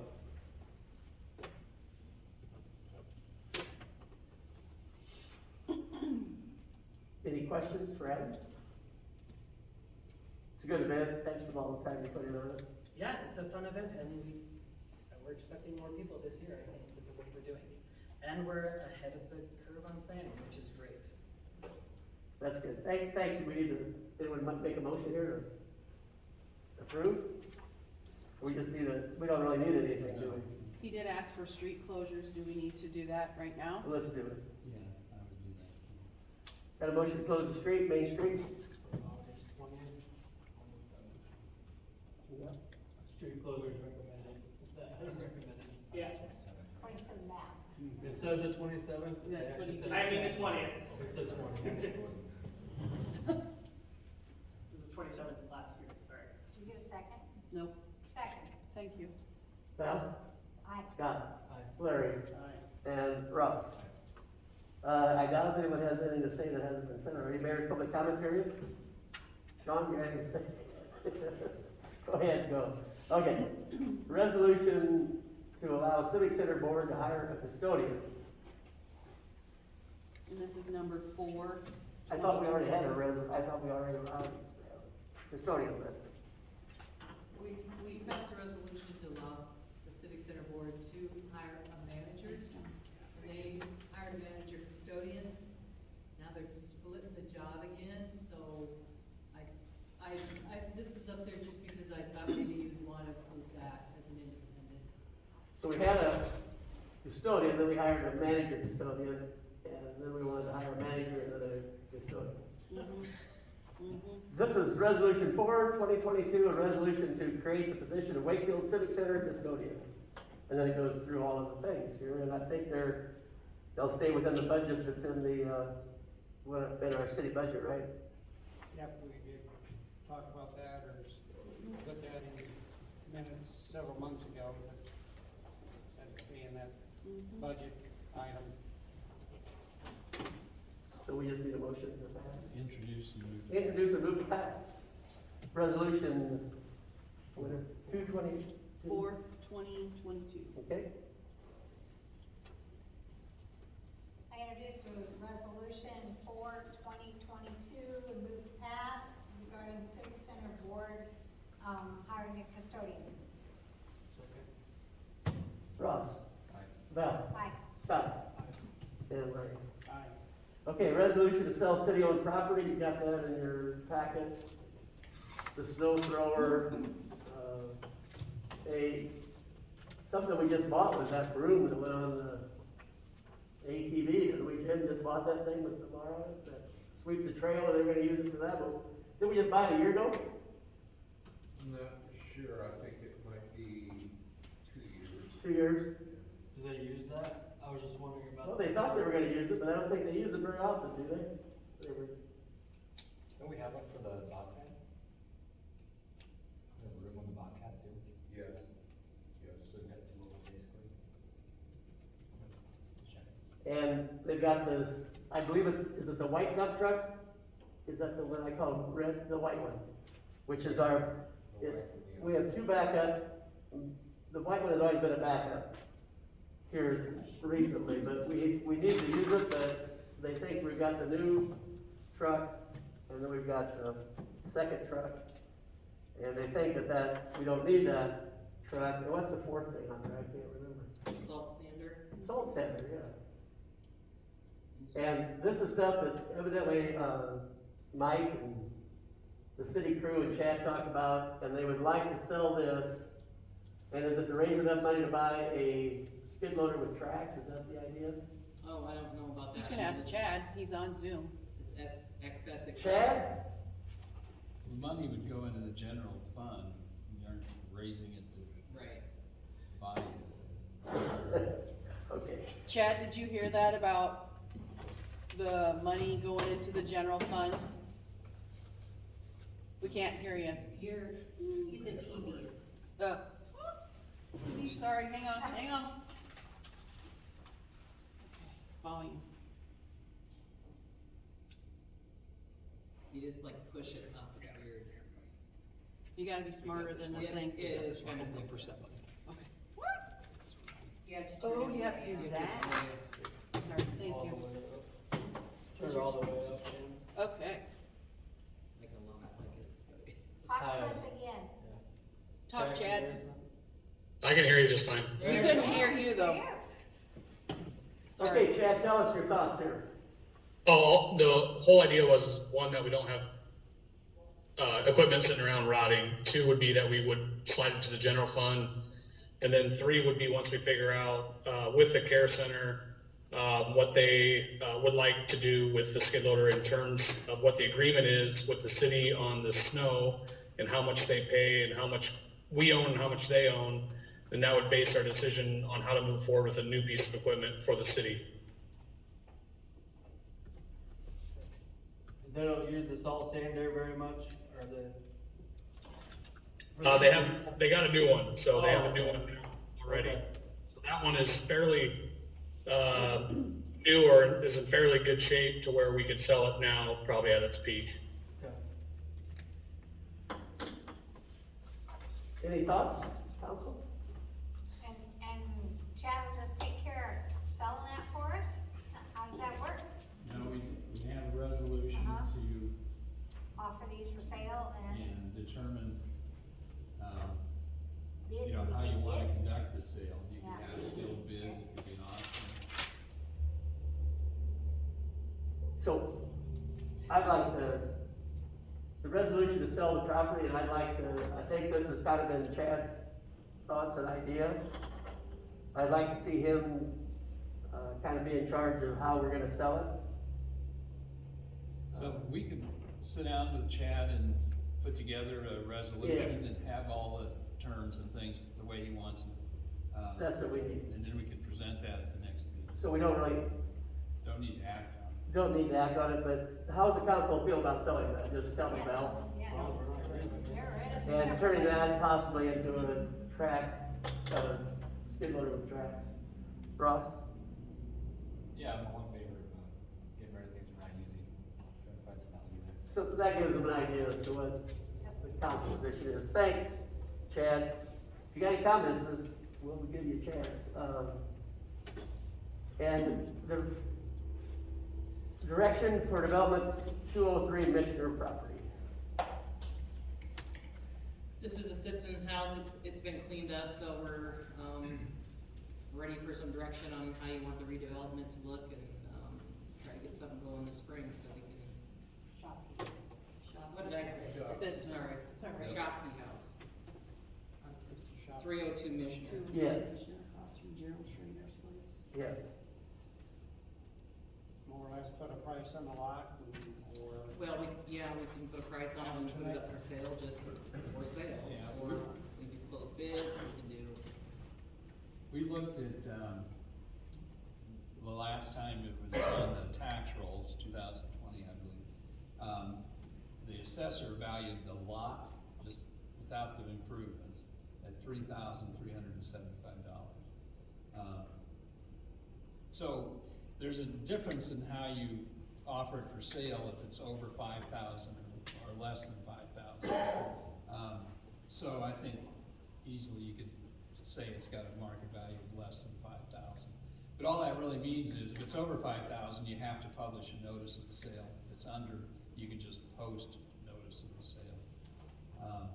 But it's just kind of like the personal property here. You guys need to come up with how you want to sell it.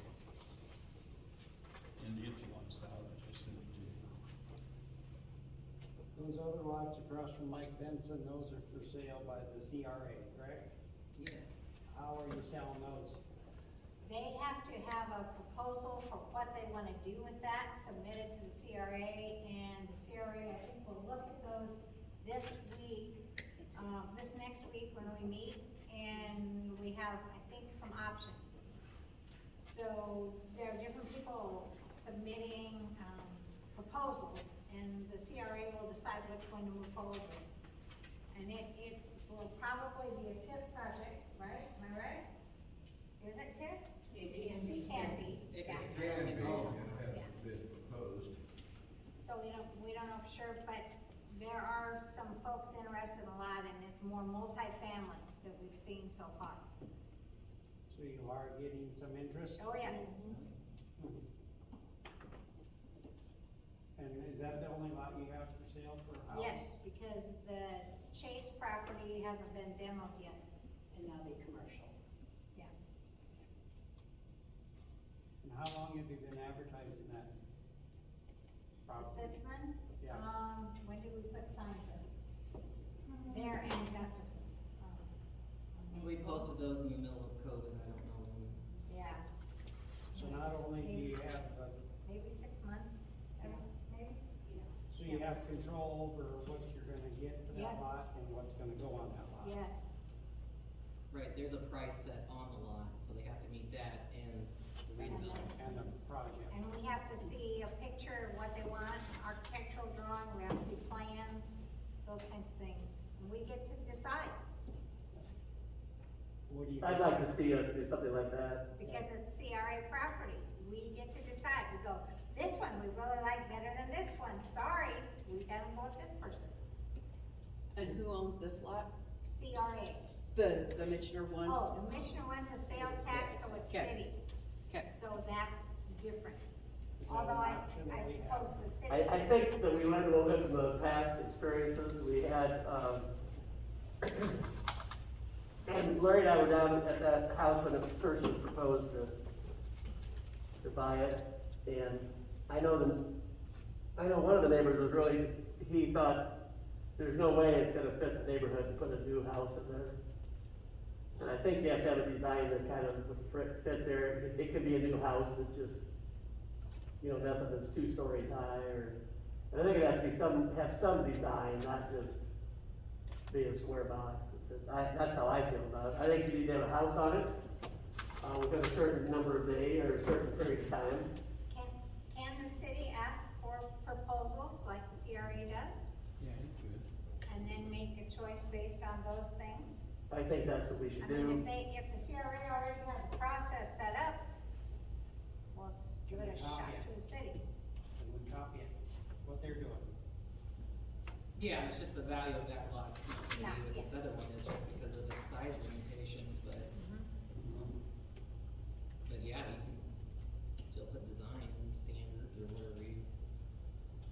I think the lot that Corey and Bree, or that Bree bought, Corey and Bree, they bought those 2, and we just had a bid, right? It was $500 each, I think. And then when Steve and Cheryl bought their lot, there were 2 bidders, so it went up, was quite a bit higher than that. I think it was 6,000, wasn't it? Yeah, it was way more than 500. And I don't remember on the property where they built the apartments down by the school, by the elementary school. Wasn't that one did we bid that, or how did we? I think so. I don't remember. Yeah. But I think if we set a price and ask for proposals as to what they would build there, and have something that fits the neighborhood and is attractive, good construction. I would prefer to go that way, and we might not get any proposals, but Will the whole council be in charge of looking at those and making that decision? just like the Set up CRA, we're gonna get to look at all those plans. Yeah, the council can look at all the plans, That's what I was wondering. yeah, surely, not trying to hide anything. All right, next Okay, thing. can I ask those, if there'll be a dollar amount on the lot, or we're only concerned about what the redevelopment looks like? What did you guys do?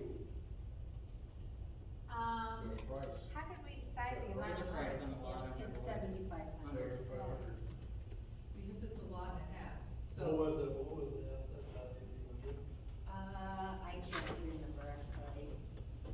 No, not just for the land, it's all of it.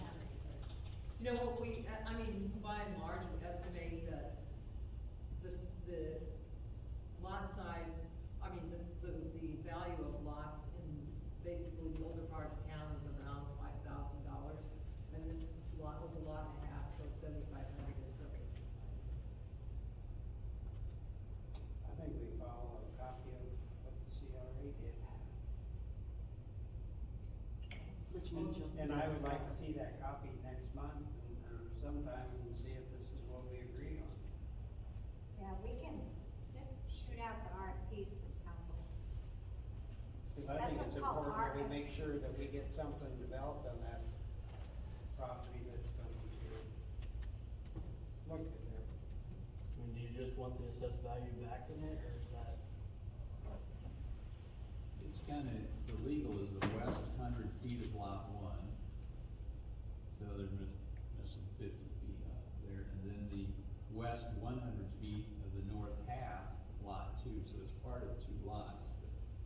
not full lots. Right. And it's pretty marginal, you can't put a very big house in there.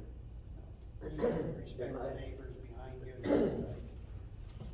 But if you kinda go with $5,000 a lot for the old part of the city, you can start there. Or you can go as low as the 30. This is quite, yeah, I know. Can we just think about it and, Yeah, and maybe let Chad know, we'll work with Chad to come up with a proposal. yeah, just let everybody think about it for a while, there's no, we've got lots for sale for people to build. Approved work order from NPPD, And there's 4 of them. and that's to the apartment, is one of them, right? Jim's got it all written out, I read it, but you wanna present that, Jim?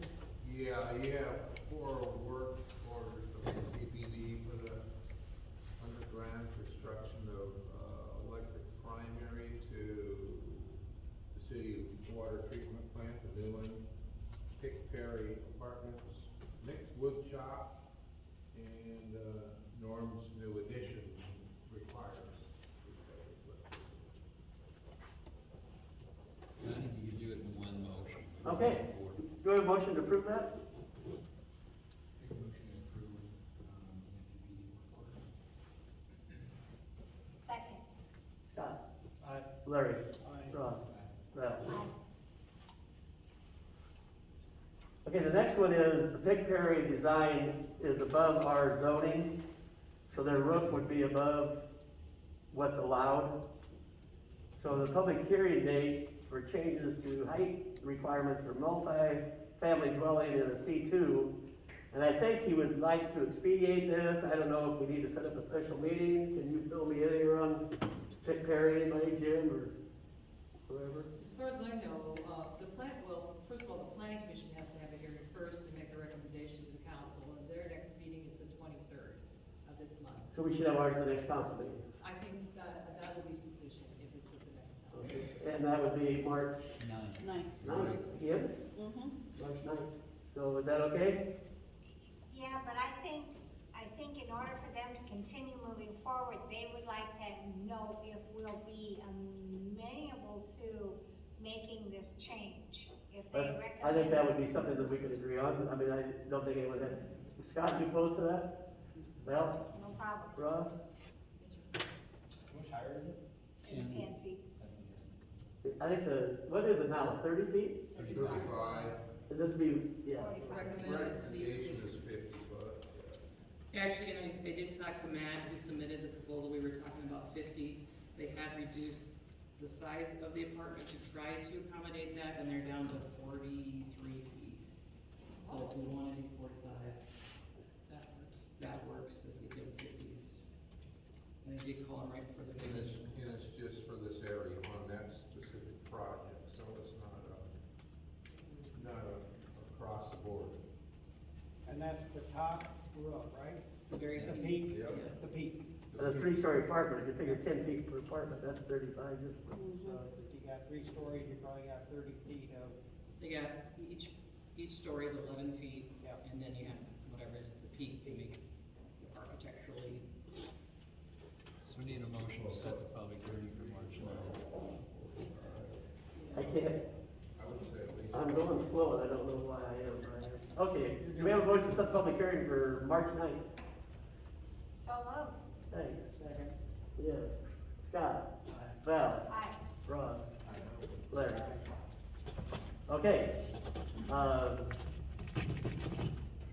Appointment of Adam Ulrich for fire chief.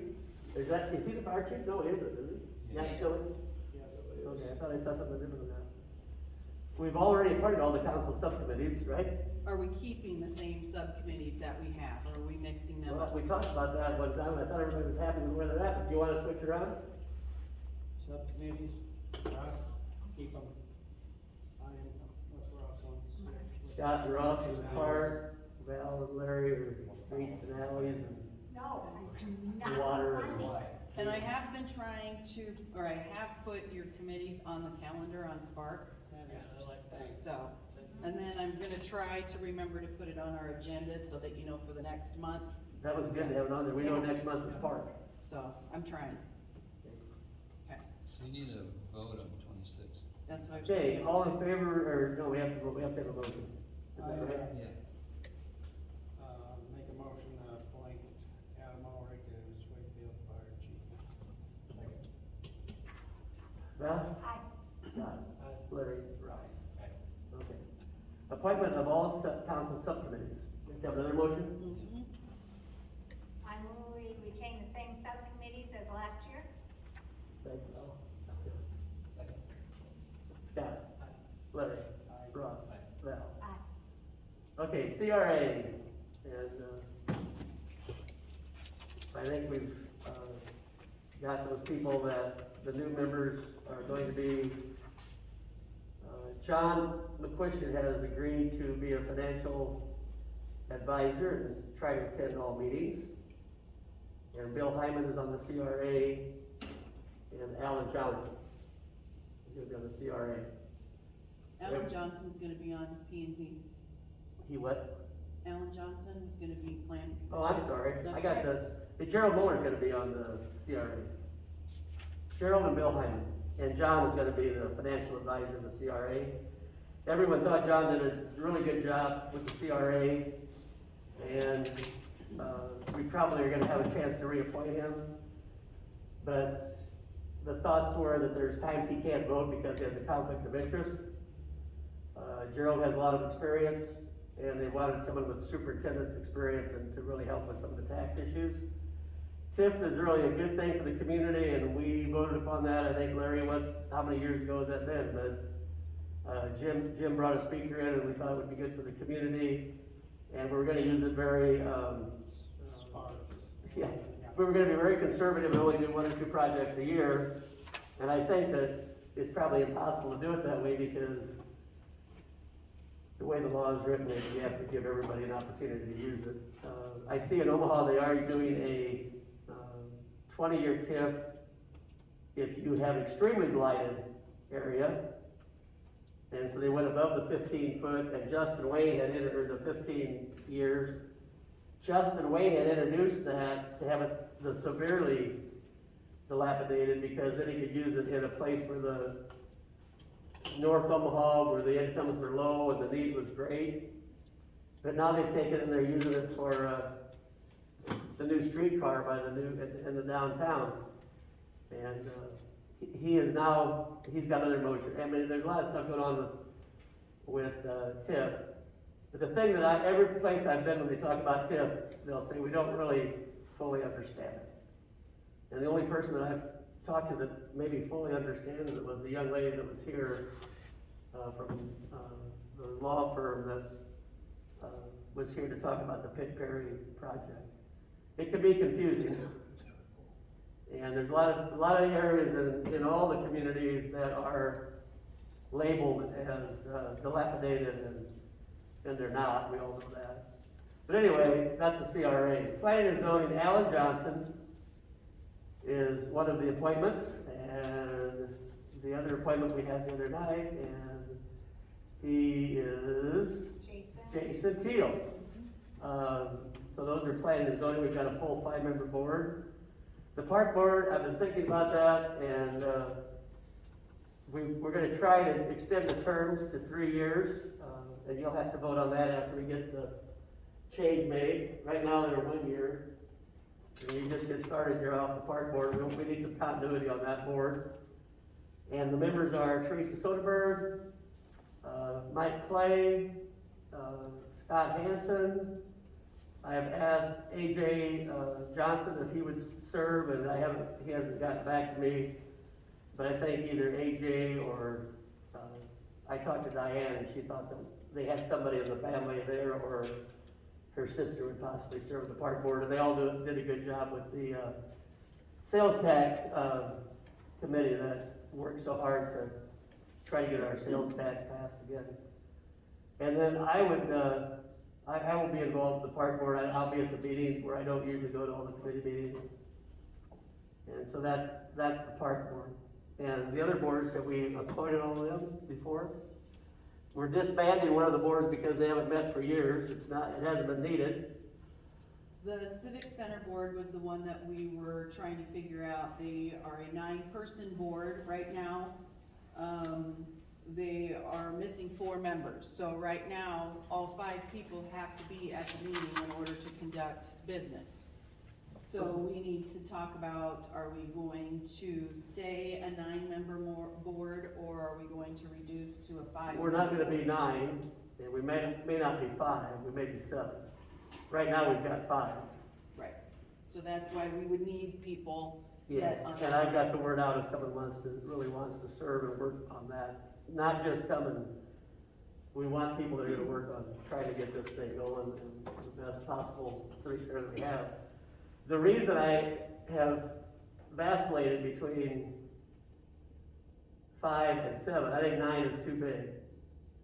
But in that ordinance, you can select 2 people that are from outside city limits that have to be in the Wakefield School District. And as you know, we've been trying to include people that are outside our city limits and try to get them involved and show them that we would like to have them involved in city activities, and this is one board that allows it right now. So I thought, I'm trying to get a couple people to live outside of the community, but actually are participants in community events. And I think that would be a good step. So I've got some people that I've talked to and they're thinking about it, so. And if we get those, then we'll give them to you guys and we'll let you think about them, and then if you wanna put those 2 on there, that would be the committee. But we're not gonna be at 9 anymore, we're either gonna be at 7 or 5, and I think we'll find those other 2 people here in a short period of time. So will we need to amend the ordinance then next month if we go from 9 to 7? Well, I think by next month, we'll have an amendment ready to go to 5 or 7. And if there is an interest to have 7, and Larry, what do you think? I was gonna ask you, that's okay? Yeah. Okay. We just need you to approve the committees that we've appointed, right? So I need a motion to approve. Do we have any comments about those? John's gonna have to resign because you did point him to the CRA. Yeah, I know. For that spot to be open, he needs to. Yeah, why don't we do that next month? You don't wanna have, No, he can resign, but we do need those people on the. and Terry Baker's in Arizona. No, not on CRA. That's plenty. Oh, that's fine. We got the people in the CRA. And Gerald Buller has served on planning and zoning and also CRA. And there were a few people that were serving on both planning and zoning and CRA, and they can't, we found out in the statute you can't do that. It's illegal. And so, Gerald was given the opportunity to serve on planning and zoning, and he would prefer to be on the CRA. If he would have been on planning and zoning, we would have kind of had that, both of them filled and had John stay on it. But John said, I said, will you still participate? He said, yes, he still go to the meetings. Because a lot of people on the CRA have said he's very good there at giving So he explaining just things. needs to turn in a letter that says, I withdraw as a member, will attend meetings and give advice financially? He just needs to talk, it needs to be in the minutes that he's resigned, a letter of resignation. I talked to him today and he said he met with everything. I talked to him previously, a month ago, I talked to him again, and 2 weeks ago, I talked to him today, and he said the same thing, he's fine with it. So, Yeah, so have you got, now we've got enough people to fill the planning commission and the CRA board? yes. Okay. And Alan Johnson has got a farm background, which I think it's good to have one of those guys on the planning zone. And we talked to a lot of people that, over the last month, that didn't get back to me or decided they didn't want to be in those. Okay, I move to approve the appointments as we've discussed for the committees. Scott? Larry? Ross? And, Aye. okay, we need bonds for, Chad, or do we need bonds for Dickie? Who do we need the bond for? I'm already bonded. You already bonded, so it's for Chad. Me? So I don't, That's city administrator, council president. I'm still getting some information on this from, Bob Berry. I'm trying to find out if it's a necessity or if it's just a recommendation from EMC Insurance. Dick and I are meeting Friday at 1 o'clock to discuss this. The thing that I said, cause Bob had said, well, anybody who signs checks needs to be bonded and all that, and I said, well, then we need to bond the mayor. He signs the checks. He's like, oh. So, that's why we're meeting, so I don't know if you wanna table this until I have more information. That's good, we'll table it, I'm good. Okay, we got 3 city administrators. Nikki, you report. Well, I can report, this is basically Chad's report that Okay. I kind of put this stuff on here for him, so I don't know if he wants to Chad's speak here. himself, or I can certainly. Chad is there. Chad, do you wanna speak on your report? I don't know if he has an agenda, or. Yeah, we'll see, here he's gonna. There you go. I didn't receive it via email, so I don't have one in front of me. Okay, So let's let Nikki do it. well, first of all, again, his report is listed in there, and I don't know if anybody has any questions for him on that. Otherwise, topics that he wanted the council to consider and talk about is number 1, building regulations and possible covenants. Do you wanna talk on that? Chad, do you wanna talk on the buildings and covenants? Have you guys all read those? About the height of the fences, chain link fence, 4 feet, wood fence could be higher. Same color scheme basically in your development area, minimum size, square footage on the first floor.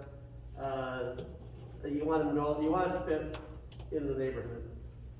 I know we have our house, Jim Clark used to call that hodgepodge hill because we had all kinds of different housing styles there. And of course, Jim Clark always had a name for everything, I think, but that was hodgepodge hill. So I think it's a good idea. Hopefully we can do some things to implement that. Also, you have to have sod, sprinkler systems aren't required, but you can't let the mud wash in the street. You've seen all those things, right? So I think we know what you're talking about. I think it's a step in the right direction, especially if you have a new development area. So basically, what I think he's looking at, that he wants the council to start considering that and have a plan, already formulated, so when we buy a new section, possibly, that those covenants can just be put on, the property as soon as it's purchased and before it goes out to sale. Because now there's only, on South Main, you only got a couple lots. Right, it would be a new development if we ever find new development ground, if we find that, which we're hopeful that that'll happen. Right. Nikki, go ahead with the second one. I also, put in there his projections and the vision for the Civic Center that he talked to the Civic Center about. And probably the biggest one, and Larry already talked about it, is, if we're really looking at, trying to be able to cash flow this place, he really wants us to look at the possibility of the city holding the liquor license out here. Tammy reported at the meeting that that's probably the number 1 complaint, is people can't have, like anniversary parties or things like that out here because the cost of setting up the liquor with, county line is too steep, and people aren't willing to pay for that. And obviously, a way we can cut that out is if we have a liquor license ourselves, and we possibly wouldn't charge people to set up the bar, but to sell them the liquor. That's how we're making, or concessions, or whatever you would have in that area. So we're gonna continue to do some research on, obviously, insurance, Yeah. how we could staff it, and bring back a proposal. County Line's liquor license has to be renewed in April, so we know we're gonna be cutting it kind of close. And that's it takes a long time to get your own license. I mean, you can't, it's pretty hard to get a license in 30 days. Mm-hmm. And Well, I'm yeah, not I sure don't. you can. Yeah, but we thought there's a possibility that we could, our lease agreement with County Line could be 6 months. Right now, the Civic Center is already paying a portion of their license. So, I mean, obviously, we haven't talked to County Line even, I mean, this just came up at the meeting, so there needs to be discussion out there, but. And that's another issue that Bob, Dick, and I are gonna talk about on Friday when he comes into the office. So 1 o'clock, if you want So to. I guess start thinking of pros and cons, and we'll be bringing back some information on that for the council to consider.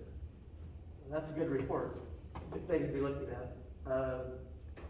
Next one is approval of city administrator contract, and we don't, There's enforcement and towing of inoperable and unlicensed vehicles. oh yeah, go ahead and do those, get them out of there. Yep, we've been dealing with the same people repeatedly about, unlicensed and basically vehicles just, standing on their property, so, We just gotta follow the ordinance and give them the right, notice. right.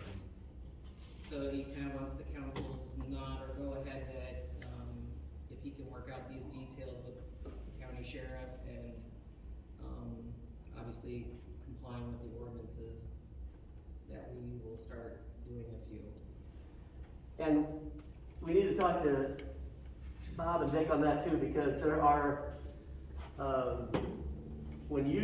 as soon as you start towing that vehicle is now under your insurance. And you gotta make sure that they have a certain kind of insurance, the towing company. And then wherever you put the vehicle, you've gotta have that insured as well, otherwise you're responsible for any loss on the vehicle.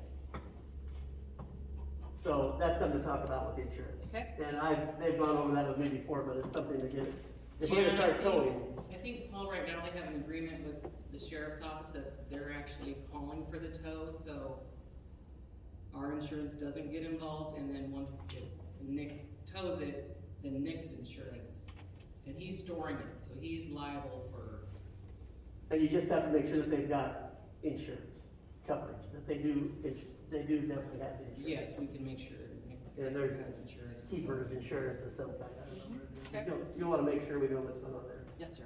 Yeah, we wanna get if you give them a warning and then the thing is, they just leave it sit there, you need to tow it. Yeah, I'm sure you can see on 4th Street, the tags. And they can also Slide slide the cars.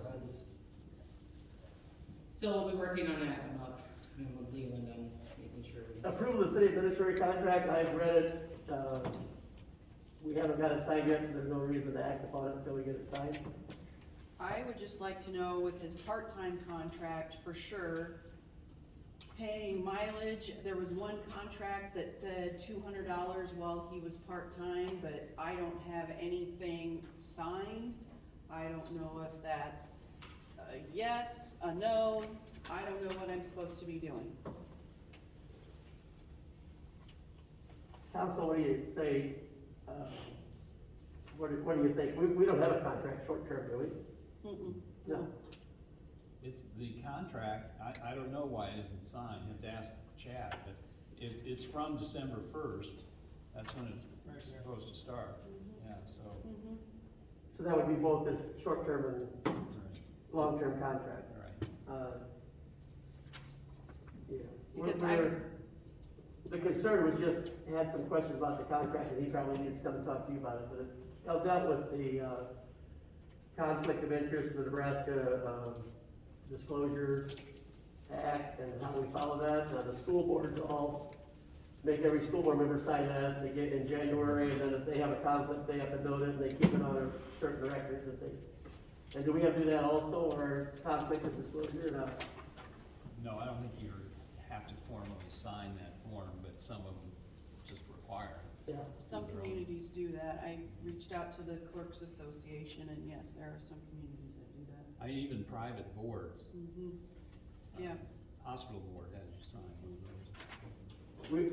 We've talked about the conflict of interest and things, and I think, in council, you can correct me if I'm wrong, the council feels like we would like to have someone that's in town that would like to develop some property. And we wanna make sure that we don't get in trouble with the conflict of interest. And one of the things is with your, bids go to the clerk, they're sealed until they're opened in front of the, council. And we don't always have the whole council, we do have we can have the whole council there. But the mayor has been in every bid opening that I've ever been a part of, and I've been there as a council member. But they don't have a full-scale council meeting because a lot of them happen in the middle of the day. Is that correct, Jim, what I'm saying there? So they have to be sealed, so there's no way that, that we'd have a problem there as long as we follow those guidelines. So, the disclosure is usually in everyone's contract. I am not seeing in the contract that we don't have anything about mileage during his, part-time status.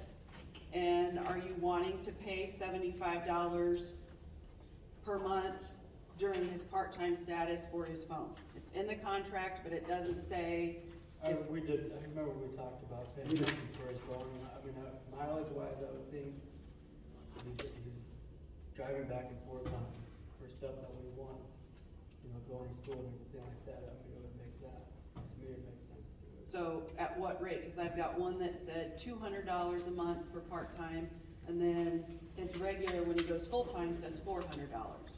Cause I have not given him any money for mileage, I have not given him any money for phone since he's been here. Didn't we because- talk about doing the part-time, paying half at $200? Jim has received, Jim, you have your own vehicle, but you get a stipend of $400 a month for your vehicle, right? For gas and everything. 200 now. But it was 400, so if it's 200 now, maybe that would be fair for, I know we said at one time when he was part-time, we would do 200, cause he was only part-time. Right, so that's what I just wanna, When he goes verify. full-time, then he would do the full because, 400. yeah, I don't have a contract that's signed, so I don't have anything. I know, that's what we talked about. I need something to, Well, and it may not be in that contract, again, Yeah. this is full-time employment, but we need the council to say right now right. what they are, so we can. Would you get guys it- agree, I believe that's what we talked about. So we can get it paid. With them being part-time, I thought we were, I'm sorry, what's that? I just said I remember we can go back and forth on the numbers. we talked, 200 as well. Yeah. I did look up in the minutes, and I did find that the very first proposal that was in front of you guys was, before the contract. It does say in there $200 stipend at part-time and $400 for full-time, so, and it was voted on. Now, there could have been a change after that, I Right, don't that's know, what- I lost track of where we're at. we discussed this a little, just discussed it a little bit at the retreat. You know, Chad probably would have been, there's a possibility he would have been full-time earlier, except it took us a long time interviewing candidates. And we had several interviews, I think Chad probably had 3. I mean, we tried to be as organized and as diligent as we could have been, but it did run longer than we expected. And it ran in, he said if he didn't know by a certain time that there's no way he could start on January 1st. And I feel like when you're driving all the way from Griffin, Nebraska to Wakefield, and I mean, that's a good distance. I don't know how much does that figure? If you figure 200 miles, It's almost 60 cents a mile. yeah, what's that? I'll figure it out. $117. So I think $200 is the minimum amount that you would want. If that's fine with you guys, then you gotta decide. That's what we talked about, right? Yeah. Yep. So that's what it is. So it's the $200 stipend plus his mileage, or that accounts for his mileage? That's what I was just gonna ask. There's a difference. Counts for his mileage. Scott? Well, Jim's is different than that, so. I thought it would be different too, I thought it'd be plus your mileage, but what's your guys' thoughts on that? The stipend is for the driving that he does around town, and then if you go to a conference, you get a mileage stipend too. That's what I would figure do for this, same thing, I guess. Are we talking about mileage from his house to the conference, or what are we talking about? Well, We're talking about if he gets $200 a month to compensate for his driving, and if he drives up here, you know, or drives to class 4 times a month, that's like, it's a lot closer, it's above $400 of his mileage as opposed to $200 stipend. It's a little different if you live in Wakefield and your driving is just for your work, like, and that's pretty much the end of it, but. So the $200 is just a stipend, now we're talking about giving mileage. Either what you. that's what we do just, want. that's what I need to know, so I can pay him. Yeah, Or you can just pay all his mileage at this point and save the stipend for when he's, I think you need to do that, if Mileage it's would be $400 more for than him, because $200. he's driving that far. You go $400, that'd be pretty close to the mileage. It'd be less than the mileage probably, but that's, I guess, that's what Pam needs to know. Yes, thank you. I know you don't care, but it's. No, I know. Yeah, you think we should one of pay those- mileage and then the stipend? 200 and the mileage, but where we're paying mileage from, it's, you're gonna keep on You know, going back and forth. with mileage, it. mileage is from his home to Wakefield, from Wakefield to home. And mileage needs to be from home to class to home. I mean, necessary mileage. So we're talking about paying mileage from Gretna to Wakefield as well. Yes, that's what we're talking about now. I thought we decided not to do that. That's what I That's thought, what- so that's why I just wanna clarify, cause. really the mileage that we're just waiting is his class mileage, cause he's been keeping track of his mileage when he goes to and from class. I think originally we decided we were not paying for him to come back to Wakefield to work. The only time I would say is when he had class, when he has a city council meeting and then he had to go back to class. I think that should be, I don't think we should pay for him coming just to work on the regular. I mean, and then, you know what I mean? The mileage for that, I think mileage going from Gretna to Wakefield for the city council, because he had class that day. And he had to drive to Wakefield that night for the city council meeting last month, and then he drove back to class. I think that should be mileage, that should be paid, I don't think, if he's coming to work on a Tuesday morning, and then going back home, we shouldn't have paid for that mileage. Cause that's taken care of in the stipend. Yeah. Yep. So are you gonna pay for his mileage to go from Gretna to Class. UNO? Yes. Okay, That would be my thought. like Val said, one, And then- to, and and then from. class and then home again. Unless he wants to sleep in the truck. So, are you saying $200 stipend plus the mileage that you just described? Yeah. Okay, have you got it written down what they So described? I've Do you got it. understand the mileage part, like? So I've got a $200 stipend plus mileage when he goes from his home to When it's class. still work, basically, yeah. And then anytime he's gotta come from class up here Yeah. for city council. An additional. a council meeting or whatever. For business. Yeah. Chad, did you get that? I just wanna make sure everybody knows what Yes. we're doing, so. You got it, give me a Okay. thumbs up. Alright, and then phone, $75 no matter what, whether he's part-time, full-time, What was in the? That's 75. 75 was 75. in. Just wanna double check. Ross, do you have something different than that? You, 75? And what else, meals? No, cause we already did our per diem, so that's taken care of, right? Yeah. Okay. So that's our recommendation, is what we wanna do. And maybe we can have Scott or Chad's opinion either tonight or talk to him next week, so we can work on the contract, but we got the guidelines at least, right? Yeah, where, you think we can get this contract done? Ask Chad. Ask Chad.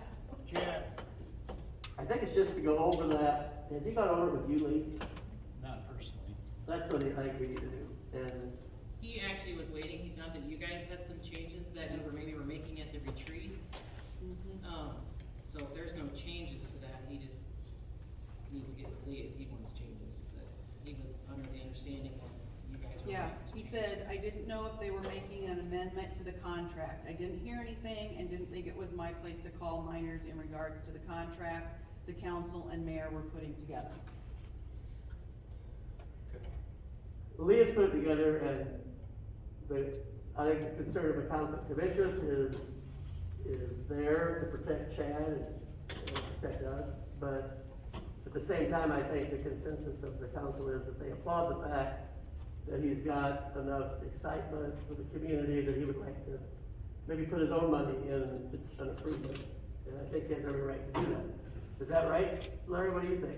yeah, if he just follows the rules like The anybody else. question is whether he has inside information, which would, affect, when he would submit a bid. But, And I think that's a conflict he doesn't want. Right. And we don't need it either. no, but, When it comes to the CRA though, we have a request for proposals, and we just look at the proposals, so what we'll have to do is look at those blind. We'll have to make sure, we don't know for sure which is from who, they're not identified. So that's gonna be tricky, but, Well, and he we have- also doesn't have control over those bids. Right. He's not part of the CRA, so Right. he, okay. you know. So we just need to, hopefully the goal will be that next week we check, sure we can get that signed, is that what you'd like to have? Yes. They might want to make a motion. Are we done? Hang on. Mileage, and just because it's a little bit different. We can do that, so it's in the minutes. Yeah, Just a that- motion to approve the $200 stipend plus the mileage as outlined by.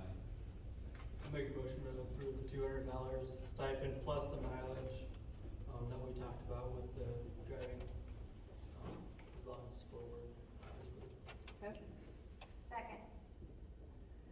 Larry? Aye. Ross? Val? Aye. Scott? Thank you, you guys, appreciate it. Okay, number 32 is action order, and this is about the building. Jim and Nikki, we talked about it today, we talked about it at the retreat, and I told them that your feelings at the retreat was that we keep the $19,000 offered to Brad, and we lowered by $1,000, and was it the end of March that you said that, or the end of February? March?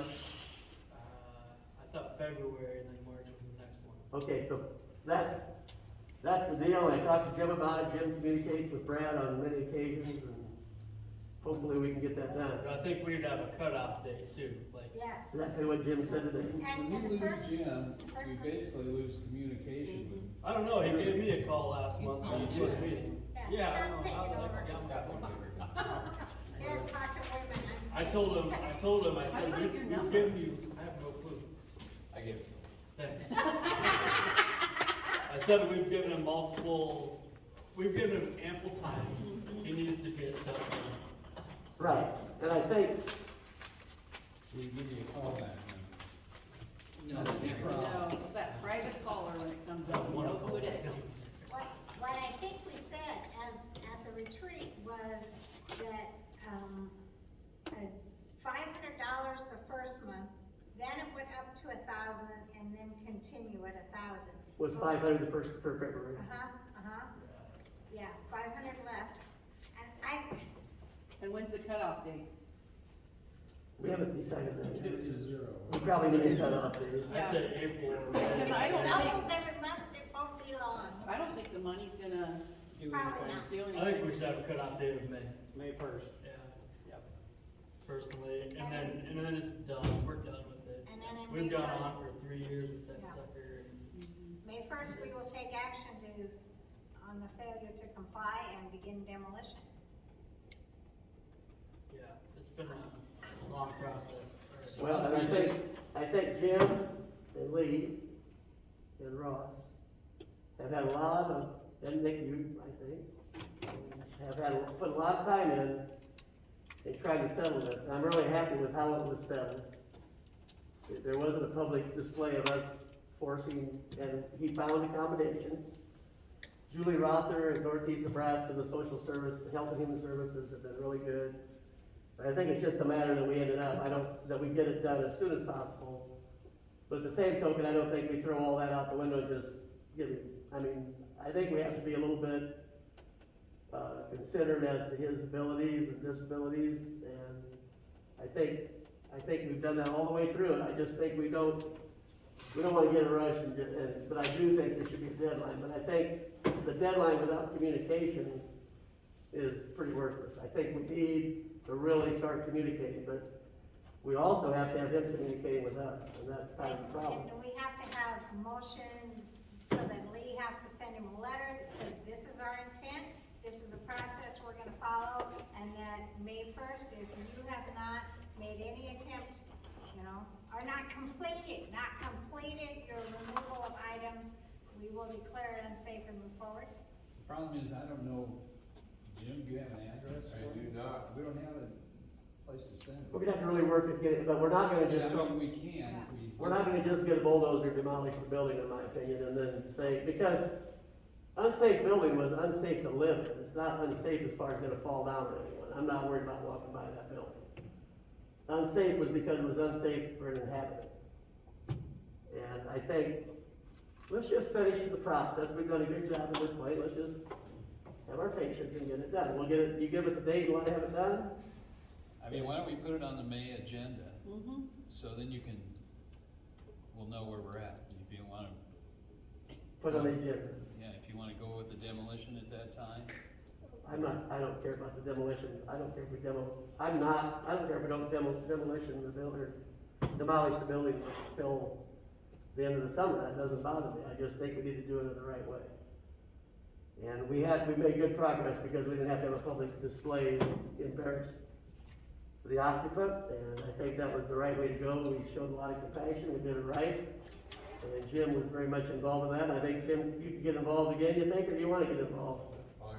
You've done a super job with Brad, and so has Lee, and I think we just gotta communicate and let him know that this is what's gonna happen. And if we have a report in May, maybe we'll make, or in next meeting in March, maybe we can make some progress. But tell us what the deadline is, so we know what to tell, because it's, deadline is the end of May, May first. May 1st, okay? He said he needed warm weather to be able to get the stuff out, That'd give him and more I weather. think that's plenty of time to give him warm weather. And Jim's agreed to at least be over there, and we thought if we contact the cousin, Jim, you said? Brad's cousin, that he seems to have a ability to motivate and help Brad make decisions like that. Some people look at it like we would gain that money back. I don't think any of us, I think we're all more concerned about the human being than we are the money we save. So, that's what we'll do then. Now, what else is left? The claims? Claims. We need a motion to pay the claims. Scott? Larry? Ross? Val? And need a motion to adjourn. All in favor? Nope, second, who seconded it? I did. Sorry, I didn't hear you.